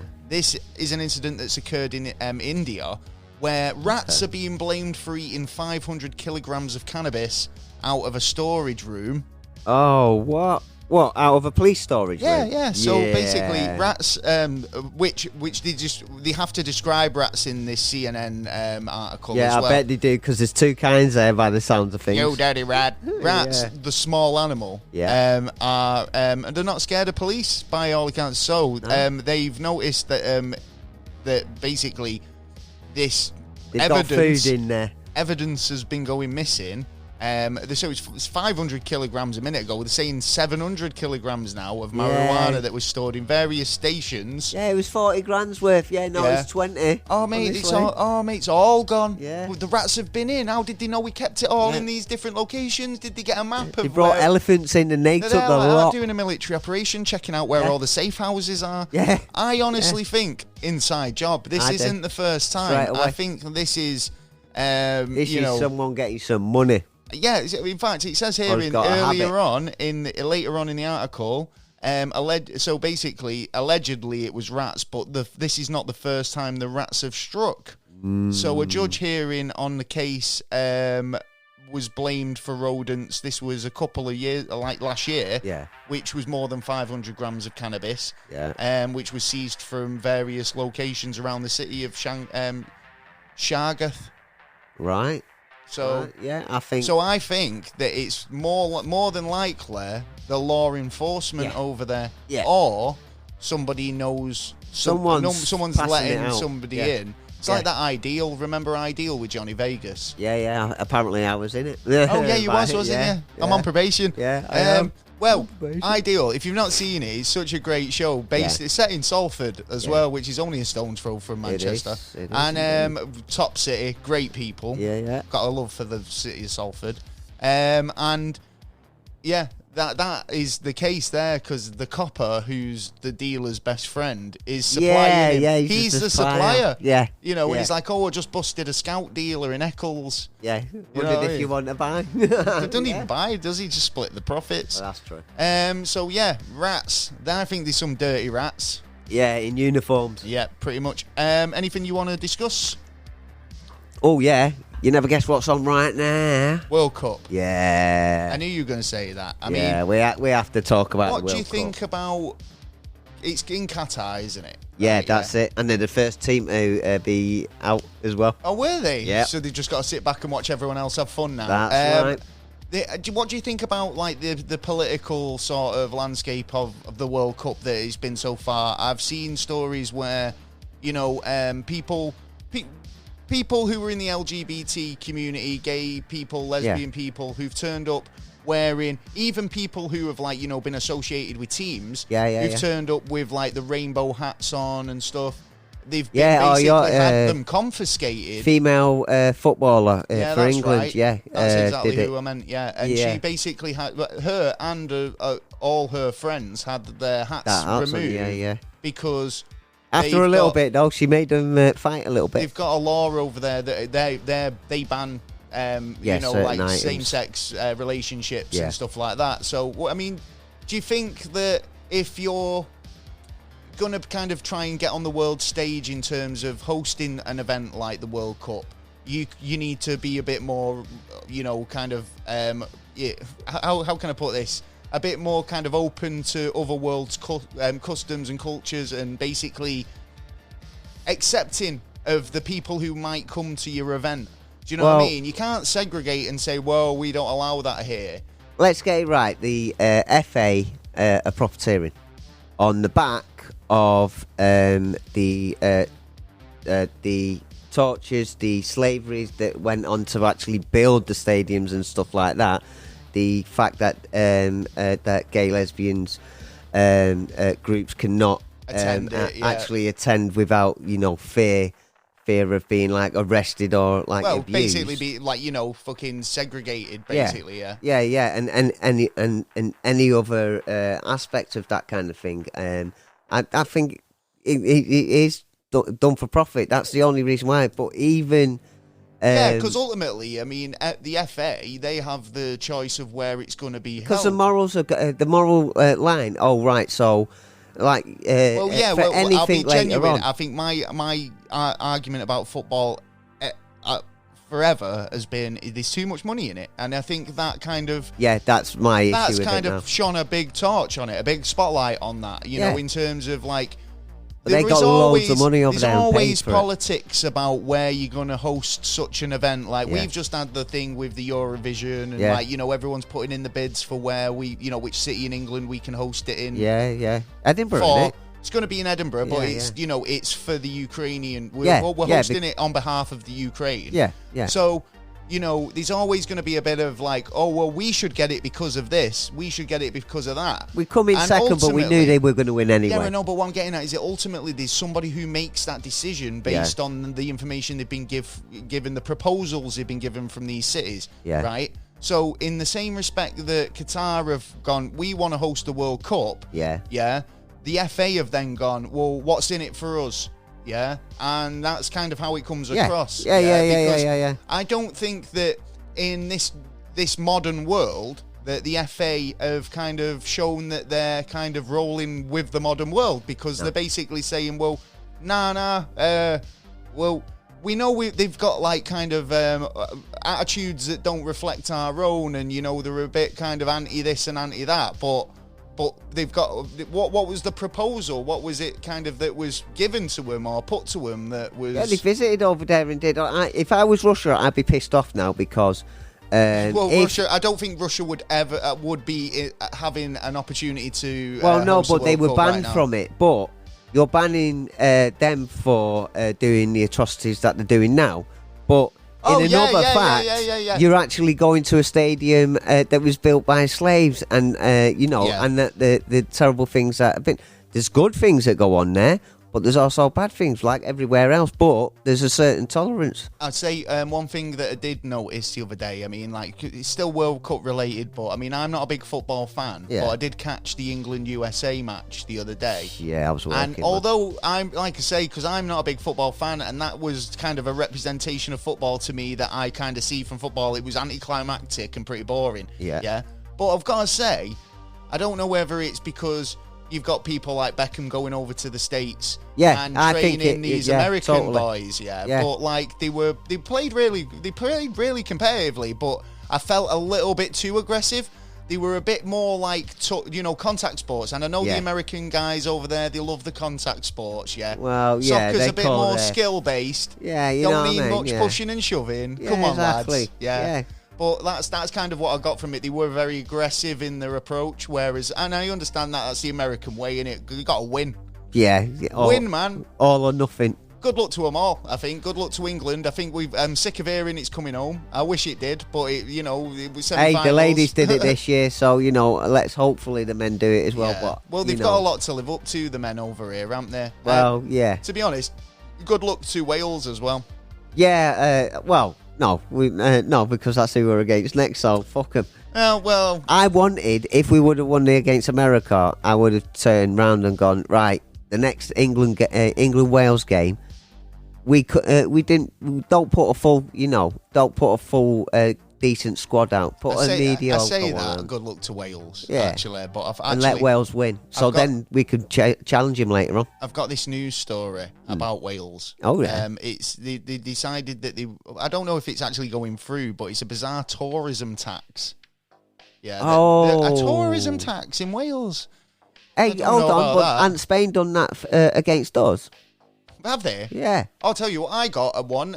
This was a brilliant one in the Netherlands. I bought a bottle of Coca-Cola in the airport, and I was asked to pay a deposit for the plastic bottle. And I was a bit confused by it at the beginning. It was like, why, you're going to take it away from me? A deposit. So if I drink the Coke and bring it back, you'll give him a deposit back. And he just looked at me like I was the baffled one. So that's what deposit means to me. Do you know what I mean? When I go to a pub and go, can I get the snooker cues or pool cues? Yeah. They go, it's a £2 deposit. Yeah, I give them £2. They'll give me the £2 back when I give them the cues back. That's what a deposit is, isn't it?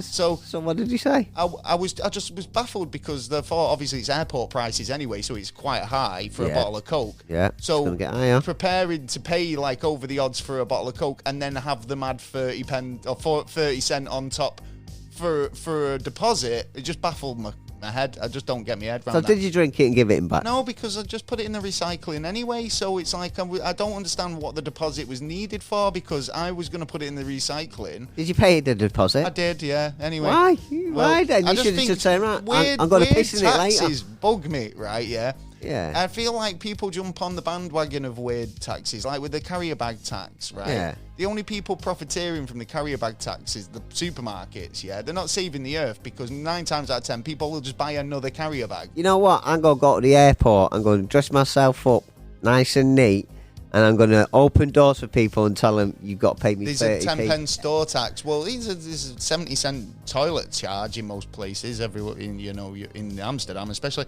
Well, this is a tourism tax in Wales that is basically, they're saying that it's going to be an economy self-harmer. What? Yeah. Well, yeah, because most people, it depends how much they put in. I mean, if it's like a £5 for the weekend. I feel like, the average people who go to Wales, they'll take, a couple of quid with them. They're spending money from, if we travel to Wales from England, we're taking money over there to spend on a holiday. There's a lot of spare space there. I mean, I do understand that it's more of a, you've got coastal areas that are seaside resorts that have got lacking of trade in the winter. Yeah. So they have to kind of like make up for that in the summer. Yeah, you got to do it somehow. Totally understand that, yes, but keep up standards. It kind of seems like it's a bit of an unnecessary thing, and I think that what they'd make in the charge, they would lose in tourism. Do you know what I mean? So what I'd say? Either work out as breaking even, or they'll lose money.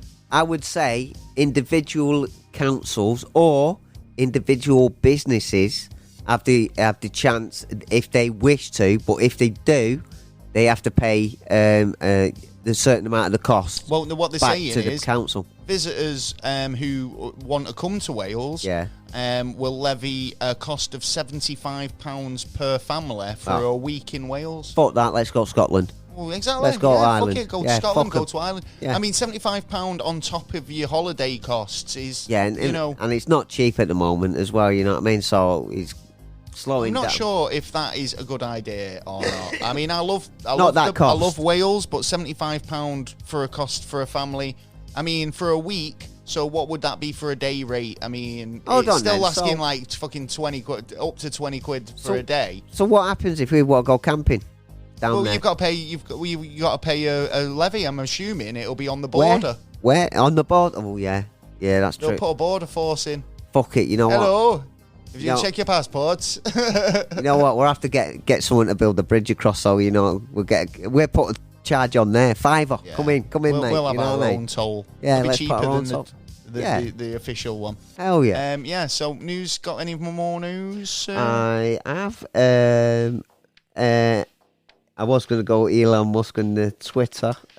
He seems to have. I feel like Daddy's hat's fallen off. I think he's got a plan. I think he's got a plan in action because he needed to save 4 million because it cost him 4 million a year for, or was it? A year for all the staff that he had, and he needed to cut costs. But I mean, it's like he keeps, like you saying, he keeps tweeting stuff and then deleting the tweets. He's it sounds like it seems like there's a code somewhere along there. With the stuff with the insurrection with Trump, and then going, I'm open to having him back on the platform. He's opened it up for everyone, hasn't he? Yeah, he has. Yeah, he unless said they haven't done anything now. Yeah, right. Illegal. On Twitter, you can say pretty much what you want. Yeah, as long as you're not too offensive. I'm pretty sure that there is some sort of limits to physical harm. Not you doing any phobic anything or like that. You can't like just go around saying what you want. Yeah. But I think it's not as brutal as the restrictions that were enforced under the previous Twitter regime.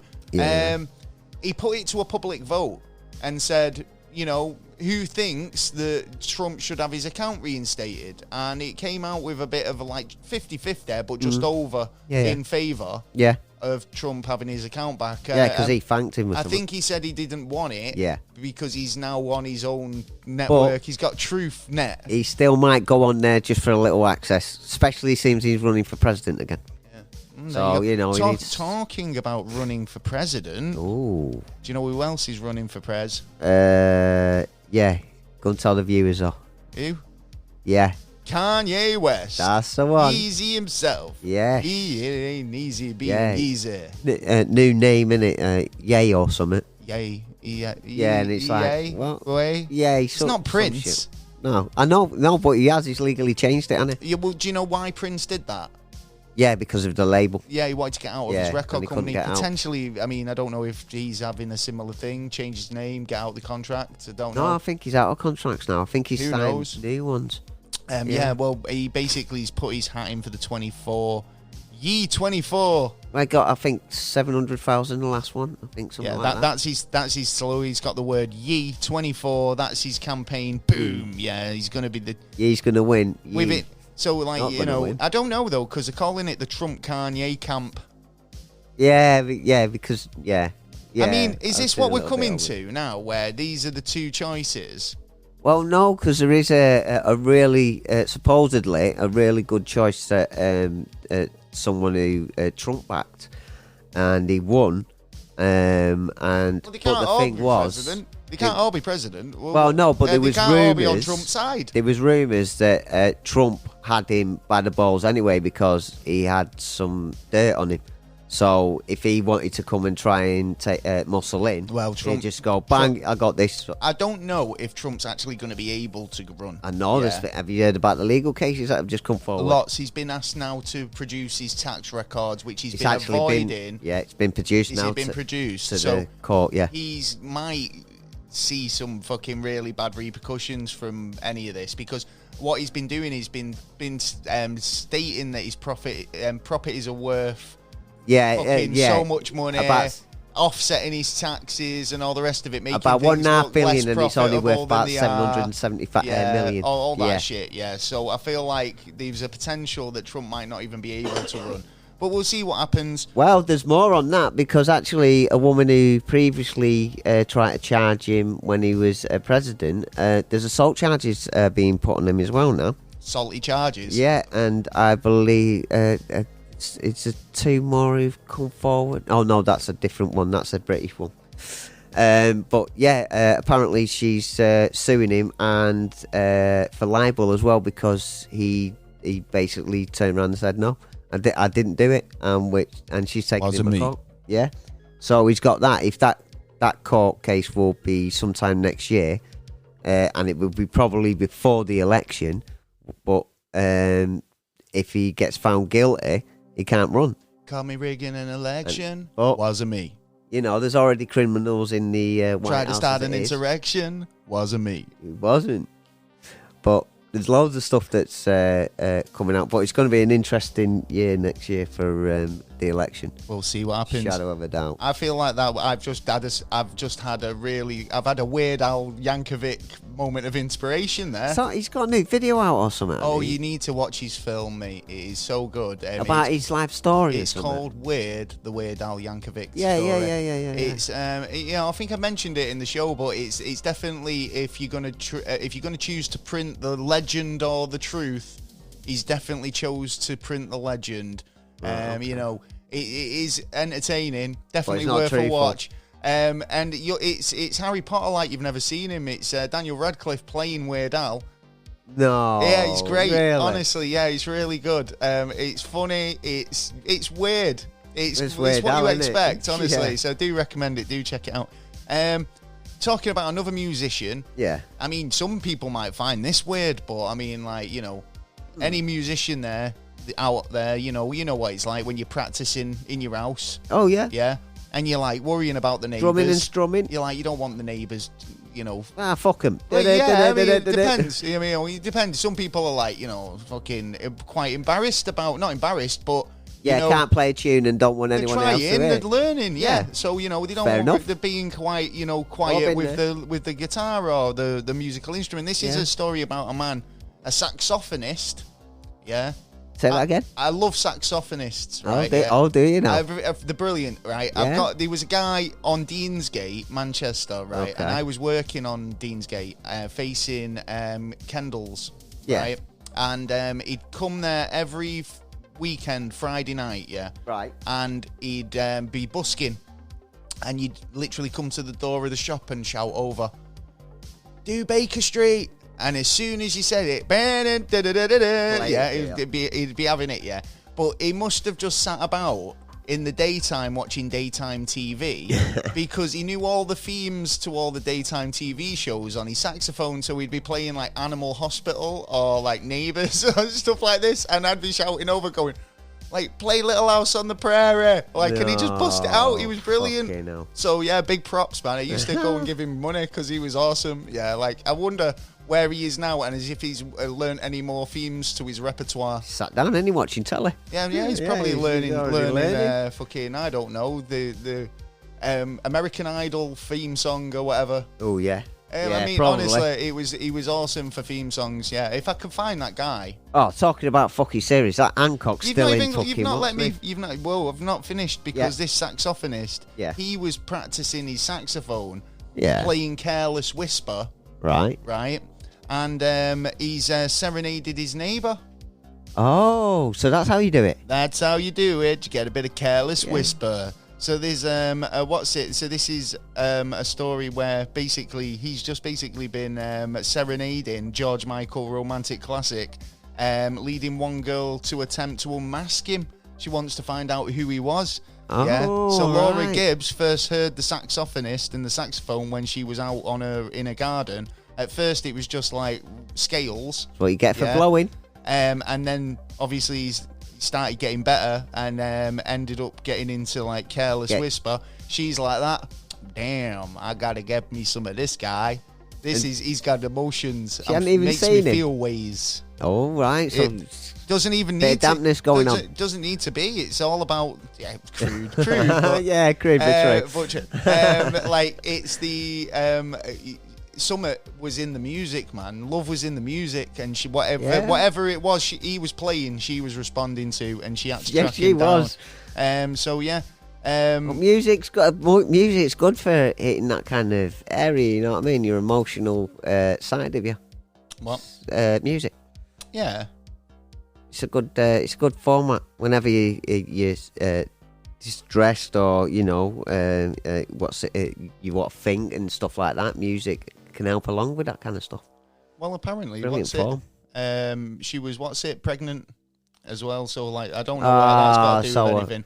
The fingies might be up and down. And maybe that was like what it was. The baby, maybe the baby was responding to the music. Yeah, it could have been. Yeah, kicking in that. Yeah, I'm jamming to this. What's going on? Turn it up. I can't hear. Well, whatever it is, I thought it was a nice kind of like idea that there was, people be brought together. There's still a little romance in the world. or music in the air and a bit of love in the air, even if it is George Michael's Careless Whisper. We're doing Valentine's Day now. I know, yeah, we're trying to get a full year's worth of holidays in one show. Yeah. Merry Christmas, Happy Hanukkah. I've got two shocking stories when I heard these, and they're out there. You can find them. Shock me. Okay, San Francisco. I've got 17 robot dogs. It's a San Francisco treat. It is, and they use them for really dangerous situations. Wait a minute, robot dogs. Yeah. Like robot dogs. Well, there's robot dogs. There's all different kinds of like robots. K9 or like the ones like the one they're using in China at the moment, where they're throwing them on the ground and walking round and telling people stay indoors, and they're armed as well. Oh, really? Yeah. Seriously, they're setting robot dogs on people. Well, yeah. You want to have a look at some of the Chinese footage of like drones coming in and dropping them down. And they're walking round. I will be Googling that in a bit. There's drones all around the buildings, stopping people from leaving the buildings and that, trying to get control. But there's a good thing about that sort of thing this week, because now the people have turned back on them.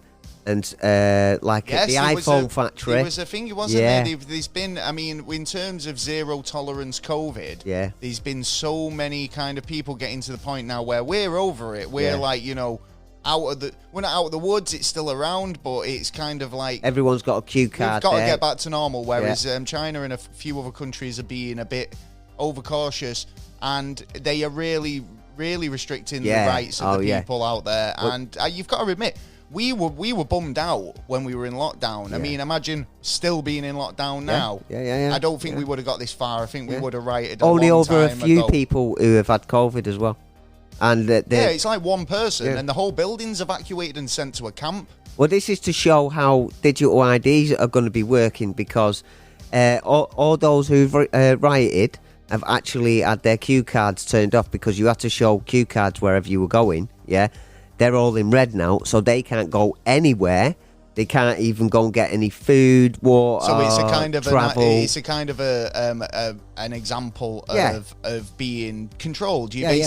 But this is the scary thing about digital fingerprints and having a digital fingerprint, and that's your main thing. Do you know what I mean? It's like somebody was turning around and said, "Do you have your bank card on your phone?" sort of thing. Do you know, when your Apple Pay and all that stuff? I was like, nope. No, never. I was like, I don't want my personal details on a device that I could lose or whatever, or being out there. And it's interesting because we kind of put everything into digital means because we think it's easier, but is it also easier for them to turn around and go, well, we're just going to switch you off? Yeah, exactly. And if you don't play the game, you're out of the system. And it's like, and a lot of people have been hit with the system, but it's going to get a lot harder. 1984, post-apocalyptic. Yeah, well, this is the kind of shit. Well, the San Francisco police have put in for a request to actually have these robots on normal roads with the permission to kill. You know what? You've just had some fucking chief inspector go to a gun show or one of these arms fairs, and he's seen these robot dogs and went, I'm going to get me one of them. It's just a kid with a new toy. This is it. And, in terms of weaponry and stuff that's available in different parts of the world, right? There's obviously different laws in different countries. Yeah. The police are just as bad, right? They like the toys. They go to these fairs and think, how could we implement this? Yeah, but they can get blamed. This new technology, into our modern day policing, and they'll go, right, we've got robot dogs, we've got fucking rubber bullet spraying, fucking crowd control barriers. We've got this, that, and the other tasers, and they're allowed all that, right? It's a legal way for them to be able to just play with that stuff, right? But then you've got kind of like the gun enthusiasts and people who are interested in weaponry for exactly the same reasons. Right? But they're just not that way inclined to join the police, the military, or whatever else. Do you know what I mean? Yeah. It is kind of a funny one, because it's like, do you know what? They're pretty much one in the same in that way. Well, but like everyone has the right to defend themselves and their property. I know, but this is the thing, right? I was watching a Vice documentary the other day about ghost guns, right? They started turning up in Europe now, which is, if you don't know what a ghost gun is, it's a 3D printed all the parts are 3D printed apart from a couple of pieces. 9ZA, I think. Yeah, there's loads of them, and how they're getting around it is because this gun is something that's not even known to be in existence. If you don't tell anyone, nobody knows it exists. There's no serial number. There's no trace after the round goes off. You can't can make it off. look like a fucking Nerf gun with the orange bit on the front, and it actually fires bullets. Yeah, put it in the pram with your kid, walk through wherever you're going. This is what makes them dangerous, because they're not showing up on, scanners or anything like that, because it's plastic. Airports, being mistaken for, child's toys. Yeah. And I understand where they're coming from, because in terms of being a creative or a builder or somebody who enjoys,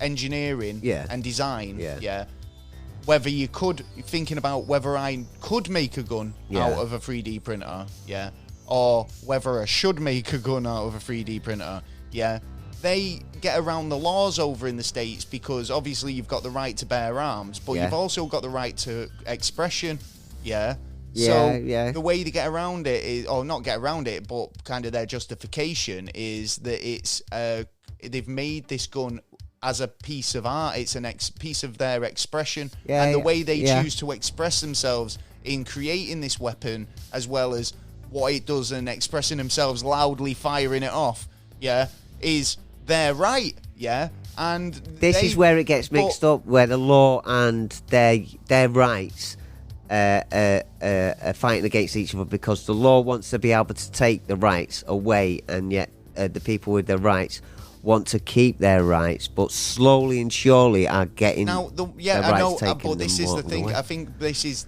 right. I think with the gun thing, it's like, right. I'll admit, I'm not a big gun lover. I'm not a guy who's like, we don't have them in England. They're not, well, we do, but they're kind of very. We do, it's not on the level that that you see in the States. No one's packing heat going to the supermarket. Do you know what I mean?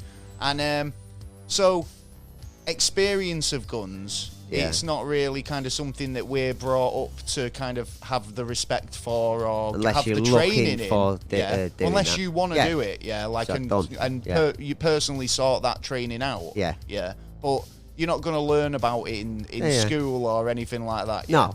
So can't even learn how to bloody make a bushfire. So the idea that that's one of their top, laws or rights. And the fear that if you take that away, and say, look, common sense dictates that we shouldn't have all these guns, because look what's happening in the States at the minute. I mean, there's mass shootings on a fucking daily basis now, right?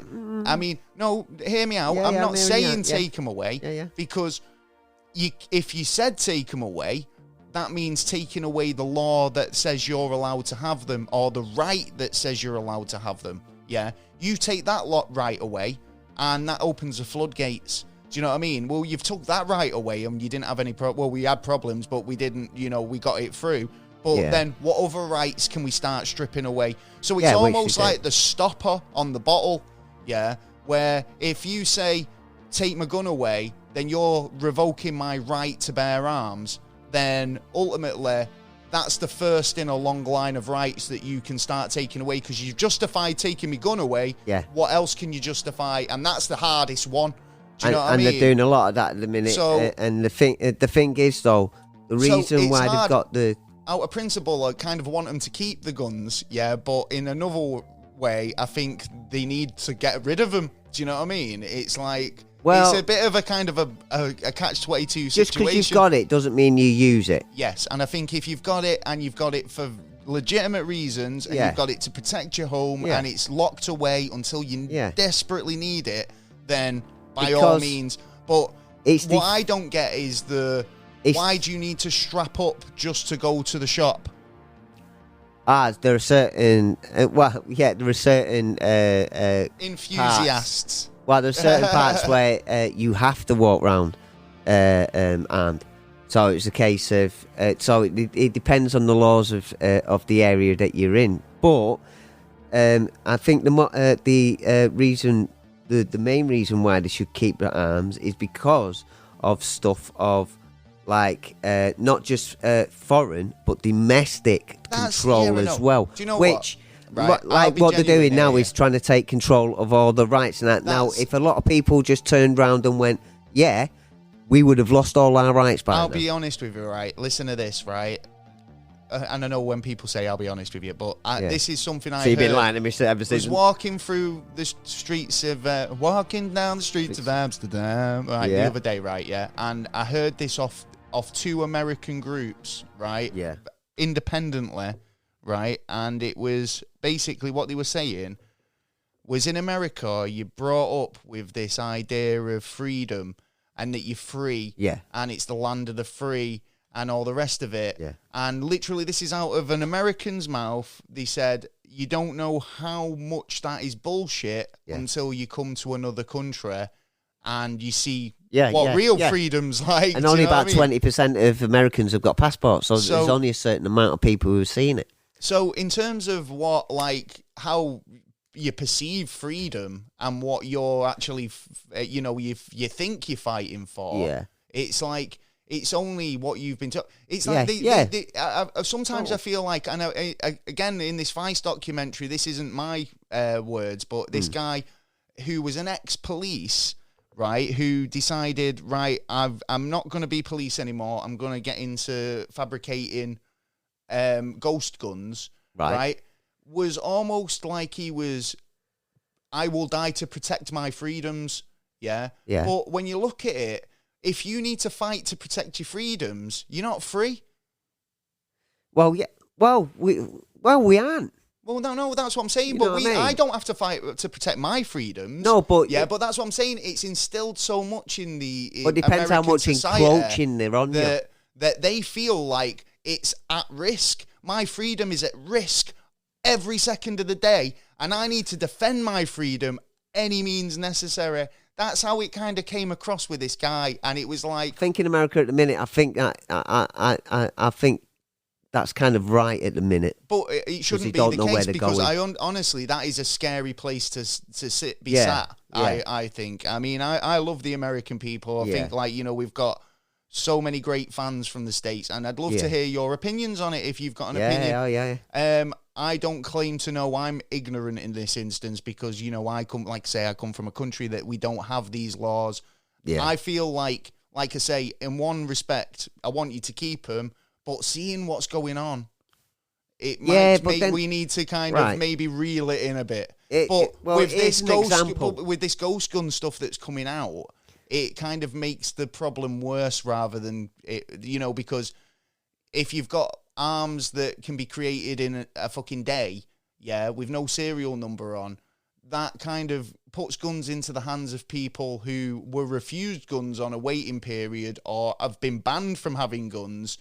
And it's a hard topic, right? Yeah, because it's not. And at the end of the day, nobody wants to hear or get a phone call saying, your loved one's been in an incident, because it's more and more a risk of going out over there, and it's hard, man. It's like I say, it's like I know a few people over in the States, and I'd hate to think that anybody would be, caught up in an incident like that. Yeah, and it all comes down to those incidents don't happen around the world because although they've got the right to bear them, that right puts them in a position. It's like that guy said, it's like, if I have a gun, I'm more likely to use it, right? Because I own it, If you own a cell phone, how more likely are you to make a call on it?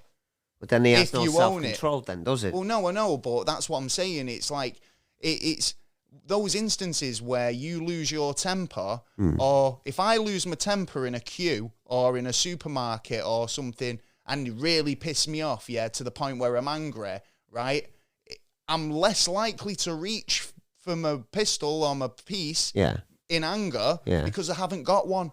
But in that seeing red moment, are you more likely out of anger to reach for that shit and then end up in a fucking sticky spot? Well, you can say that exactly the same then to about a police officer or a soldier. I know, or a guard. But a police officer and a soldier are supposedly trained to keep that shit under control. Yeah. Right? And not respond to kind of antagonisation. Yeah, but look what's happening with the police at the moment. You know that's what I mean? what we're saying. We're not talking about the that's... police. We're talking about everyday people. Yeah. And I'm not saying that guns in the right hands, you know, and not necessary. There's always going to be a gun in the wrong hands. Because always. A gun in the right hands can diffuse a situation. Yeah, and a lot of them have. A lot of heroes out there who've actually tackled people. Anyway, well, I think we could talk about this quite a long time, but I think we've got some more news to go through. We have. Like I say, it's a bit of a strong subject. If you've got anything you want to add, or you've got something of interest to share with us, maybe you do. Maybe you 3D print your own. Let us know. Oh, yeah. Well, the second shocking one I heard. Oh, God, was that only the first shocker? That was just the first shocker. Gee whiz. The second one was in Canada. There's a memo that's been going around because doctors have been coming forward with this memo stating if your patient didn't take the jab for COVID, that you might be mentally ill, and that you may need treatment. Oh, mate, this guy, what you don't want to take? This conspiracy theories. Yeah, right, he's mental. But then it goes even further because the right to die. You have the right to die. Like euthanasia. Yeah. Well, government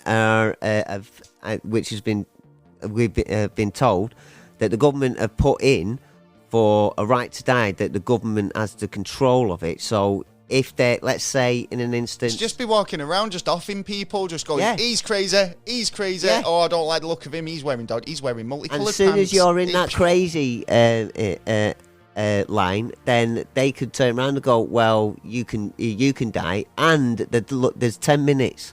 You have a 10-minute section before it actually happens to the to prove you're not crazy. To change your mind. To change your mind if you don't want it doing. And and in this paper they've taken that out of there as well. I kind of never thought the Canadians were that kind of harsh. It's getting bad. I love Canada. I love Canada and Australia, but them two at the minute are looking really bad. But I was saying to you about Australia, right? Over the last 2 years, I think they've had like a mouse plague, forest fires, floods. They've had a pandemic like the rest of us. Do you know what I mean? They were contending with a lot in a very short space of time, right? And as a government, you're probably going, what the fuck do we do? What are we doing? So he's trying to control all this. As well as the population, the economy, everything else. I think they had to go, and I'm not sticking up for him because some of the shit I saw was a bit much. Right? But it's like, I think like we might need to be a bit more forceful than the rest of the world in this state. Do you know what I mean? When we were like tackling all these types of things at once. Well, do you know what I mean? Have you heard what a lot of the people who turn around and going, oh, you've got to have the jab, you've got to do this, you've got to do that. If you're not, you're a knob and all my this body, shit. my choice, innit? It's like at the end of the day, if you don't want it, then don't have it. I'm never gonna turn my nose up at anybody if they say I've not had the jab or they've had it or anything. It's like, it's up to you. I'm not, not your mum. But those who are against people who weren't having it are asking now for the apology for like being the way they were at the time, and it's like, you know what, bollocks, fuck you. Well, fuck you for being how like many that. jabs are they up to now? Is it like about in the 5? 20s or something? I don't know. Yeah, well, actually, I just heard something yesterday about the RDNA, RMA, sorry, what they use. RNA. Yeah, RNA. That they actually stopped the testing on it through animals because something was going wrong, and they stopped the testing on humans before they let it out. Okay. Yeah, which it's not proven yet, but I've heard some stories about how it actually got took off the list, and plus the day that the actual vaccine that come out that was licensed to actually come out and be used was actually taken off the market. It wouldn't surprise me. They were all rushed through. I mean, it's like we've said this about any sort of medical advancement has to go through red tape and all this trials, and 10 years, 15 years go by. I can understand it could have been an emergency, but not that much of it. But, It's just ruined economies and obviously people's it was lives. a record achievement to get it ready in a year, but I mean, it's like, it wasn't ready in a year. No. Anyway, No, moving on. It wasn't. The National UFO Records Archive. Oh, yeah. Oh, yeah, this is new. So there's going to be one, apparently. Nice. It's I been like planned in like New Mexico. So, there's all these bits and pieces of, like, information, pieces of the puzzle. Yeah, we got big big one in queue.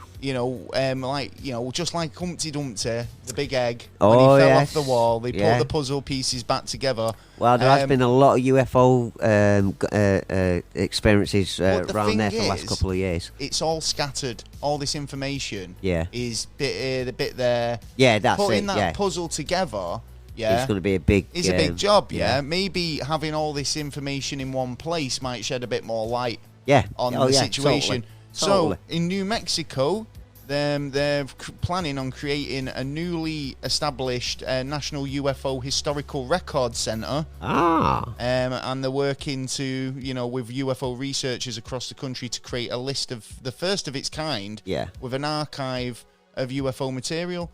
The vision is to create the largest US-based historical archives on the subject. And they're looking forward to not only collating and finding and collating the data, but also digitizing it as well. So there'll be a lot of stuff we'll have a online. look on the net. Oh, lovely. So that's interesting. That's really something to look forward to, and we'll be keeping an eye on that one. Oh yeah. SpaceX has been out and about. They have, yeah. Thanksgiving, wasn't it? So happy Thanksgiving to all our American people, friends. But we had a good one. These Americans on the space station. Yeah, and they want Thanksgiving stuff as well. They want their turkey. Right, they want the turkey. So SpaceX sent a delivery of Thanksgiving treats to the International Space Station. Oh, nice. That's nice. That's nice. Yeah, pretty penny it costs to get. I bet that was the fucking. How much is delivery? They're on Deliveroo. Deliveroo. It says we can get a turkey, but the delivery is like 37 billion. Yeah, and the pizza's going to be a bit cold. Daddy Elon. Yeah. Can you send me a pizza? He's got about 9 kids or something, hasn't he? Has he? Yeah, he's got a lot of kids. He can afford having 9 kids. Around, he can afford it. He's not like true. worried, is he, where he's going to be like, oh shit. That's true. We can't afford to clothe Tiny Timmy this Christmas. Billion apiece. Yeah, 1850. There you go. And the rest. Yeah, that's true. Daddy, I want a rocket. I can imagine, like, that kid out of Willy Wonka. Yeah. I want the world. Yeah. No, I'll get you Mars. So you can't have world. The world's taken, but you can have Mars. I'll get you Mars. You can have Venus. Have you got any NASA news? I have.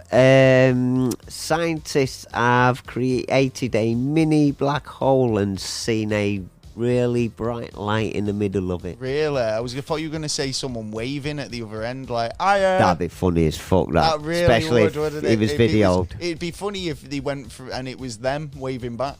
Hey, yeah, mirror image. Yeah, that would have been funny, that. I'd be like, oh, no. And funny it's enough, just fucking waste of time, wasn't it? It was done by the university of where you've just been. Oh, Amsterdam. Amsterdam, yeah. That's because they're always out the funky shit over in Amsterdam. Yeah, they did. They do like the shit. Right. Yeah, they like the shitings and things.